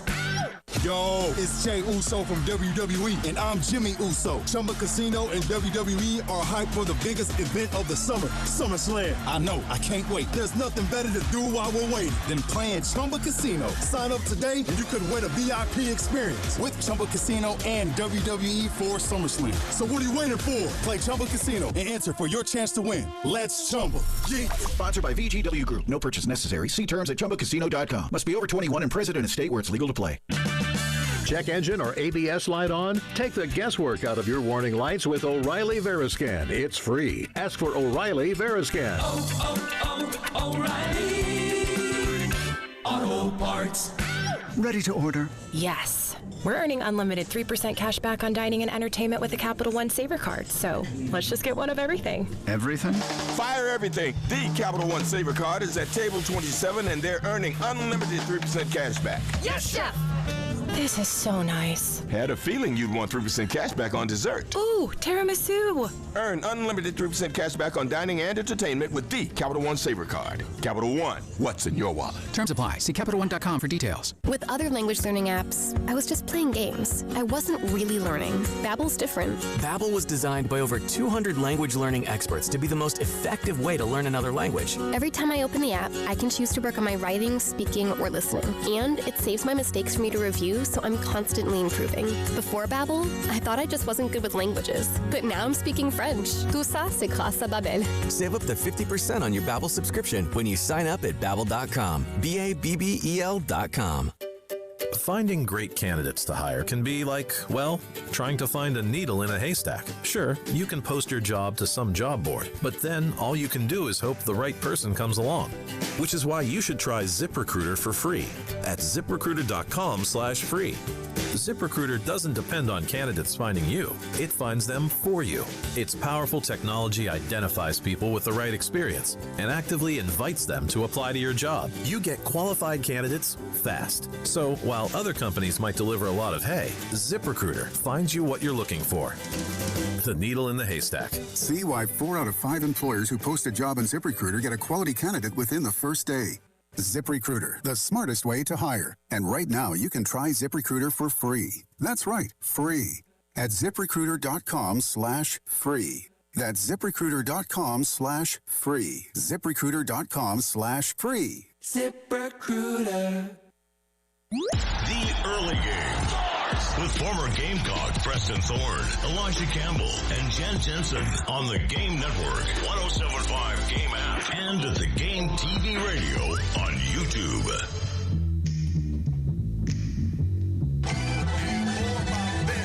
That it is about the team. Cannot play with it. Cannot win with it. Cannot coach with it. Can't do it. I want winners. Winners. And every day we give you our winners, brought to you by the Golden Spur. Locally, we have some winners that we haven't got to bring up on the show just yet, but we do have our resident River Bluff alum who has a winner regarding maybe the most exciting finish to a baseball game that we've had locally this season. Yes, Elijah, the Fighting Cale Wilsons, or the River Bluff Gators, were in Game 2 against the James Island Trojans. And as we all know in high school, if you do not know, the series is a best of first 1 to 2, so best of 3 game series. James Island had won the first game. Game 2 was at River Bluff, and the Gators were down 9-0 and came back and defeated the James Island Trojans 11-10 to force a Game 3. Elijah, you said that you saw the game-winning play. I did not get to see that, actually. So if you want to tell the viewers how that happened, I will let you do that. Yeah, our man Chris Deering retweeted this video from the game, and it was the final inning. I think it was the final out of the game, if I'm not mistaken. But lefty for James Island hits one in the outfield. There's a runner on first for James Island. They're down 1 run. Third base coach sends him home, and this kid throws a one-hopper from the outfield. Catcher catches it, tags him before the runner slides in to score. Nailed him at the plate. Great play. Incredible play. But as the coach, you have to send him. Yeah. I gotta see if you want to make this throw or not. Yeah, I want to test the outfielder, and there's no guarantee that the guy coming up next is gonna make that hit. He got to throw it. He got to catch it. He got to put the tag on. A lot of things have to happen. Yeah. So in Game 3, for a chance to play for a state title, for Game 3, it is Cale Wilson versus Langston Moore in Game 3. Yes, that's correct. The old James Island Trojans, they're back in business. The Fighting Cale Wilsons versus the Fighting Langston Moores. We have early game representation. Here with a trip to state on the line. Preston, your winners for today's show. Cookie cakes. Yes. Cookie cakes, man. What a great time to be alive. I count myself as blessed as one to have been received a cookie cake. One of my top feelings in the world was opening that hotel room and seeing that cookie cake on that bed. What a tremendous moment in my very early adult life. High watermark. That's how they get you early. That's how they get you hooked in. I'm here. If you weren't considering South Carolina at that point, you certainly were when you saw that cookie cake on the bed. Yeah, if I had camera phones at the time, that probably would be able to find a picture, but like most, good thing we did not have camera phones on those recruiting visits. I will say that. Yeah, you couldn't take pictures on your Nokia? I don't even know if I had a cell phone at the time. Whoa. Imagine a time in your life where you didn't Late have one. adopter. Yeah, late to the game. Jeff on the Firehouse Subs text line goes, giant cookie cake beats Ferrari or Lamborghini any day of the week. My dad bod doesn't need it, but I can't resist those things. And I'm like, it's a cookie and a cake. How they do this? At the same time. Dude, when I go into Publix now, I can't walk down the bakery aisle because you know why? I'm going to see the cookie cake and I'm going to buy it. Tough. I'm going to buy it. It's tough. I'm going to do it anyway. I know that if I see it, I'm getting it. We're gonna do it anyway. That is me walking down the aisle, the bakery aisle at Publix. If I have to go to that part of the store, I will take a detour. That way I don't walk by it because I don't have any self-control. Correct. None whatsoever. Always a winner. One of my winners for today's show, Builders. Because one of the toughest things, I guess, when we were getting this show ready for today was when we talked about Kevin Schnall versus Dan Fitzgerald. I love both coaches, and I'm always, an advocate for Better Call Schnall. But when it comes to Dan Fitzgerald, I think that might be, if I had to choose between the two to give my official endorsement to, I think it would be Dan Fitzgerald because I feel like this program needs a builder right now. Maybe most importantly than anything else, if I'm prioritizing somebody who can build. And what Dan Fitzgerald's done at Kansas to get them from where he found them to Big 12 champion is remarkable. And I'm really pulling for them to make the Supers this year and be able to break past the regional and get within 2 wins of reaching Omaha. And then I feel like it would be destiny for Dan the man. Dan the builder? I don't know. We're workshopping a lot of things here. We've got to workshop that one. We're workshopping a little bit. But Builders, winner for today's show. I'm going to just stay on this theme of recruiting visits, and I want to give a shout-out to the establishments that no longer are alive in Columbia that I visited on my recruiting visit. Shout out to Club Y2K, if you know, you know. Shout out to Club Pleasures, if you know, you know. Was it one of those clubs you had to have a password to get in? No, just money. Just money. Money's the password. Money will be the password. Shout out to those two establishments that were very much instrumental in me deciding that I was going to come. It wasn't the facilities over there. It was those facilities. Those facilities are the ones that you really need to be focused on. Where are the hangout spots? Correct. These facilities were not in 5 Points either. Got to go a little bit off the beaten path to get to these. Oh, now we're talking. Now we're talking. They don't exist anymore. But if somebody out there is listening, just give me an amen. Giving people time to say amen in their cars. Cale, another winner I know that you have for today's show. Yes, another winner I have for today's show. High school football spring games. This has started in the last couple of years. I had never seen this before, but this week I got to go and to 2 high school spring games to do some social media coverage, and because really locally that's the next thing that's coming up now that Gamecock baseball has officially wrapped up. I was able to attend again Lexington High School on Tuesday, and then yesterday I went to Johnston, South Carolina to see the defending 2A state champs Strom Thurmond Rebels spring game. Now, Johnston, last time I checked and saw their population, less than 2,000 people. There were over 500 people at the spring game, and it was not even played in their main stadium. So over a quarter of the town was there, and after the spring game, they had a truck come onto the field with a little tub and a trailer, and they did a baptism on the trailer after the spring game. It was the most Johnston thing I have ever seen. I love it. If you have a Southern Living bingo card in your car right now, I highly suggest you take it out because you might have bingo.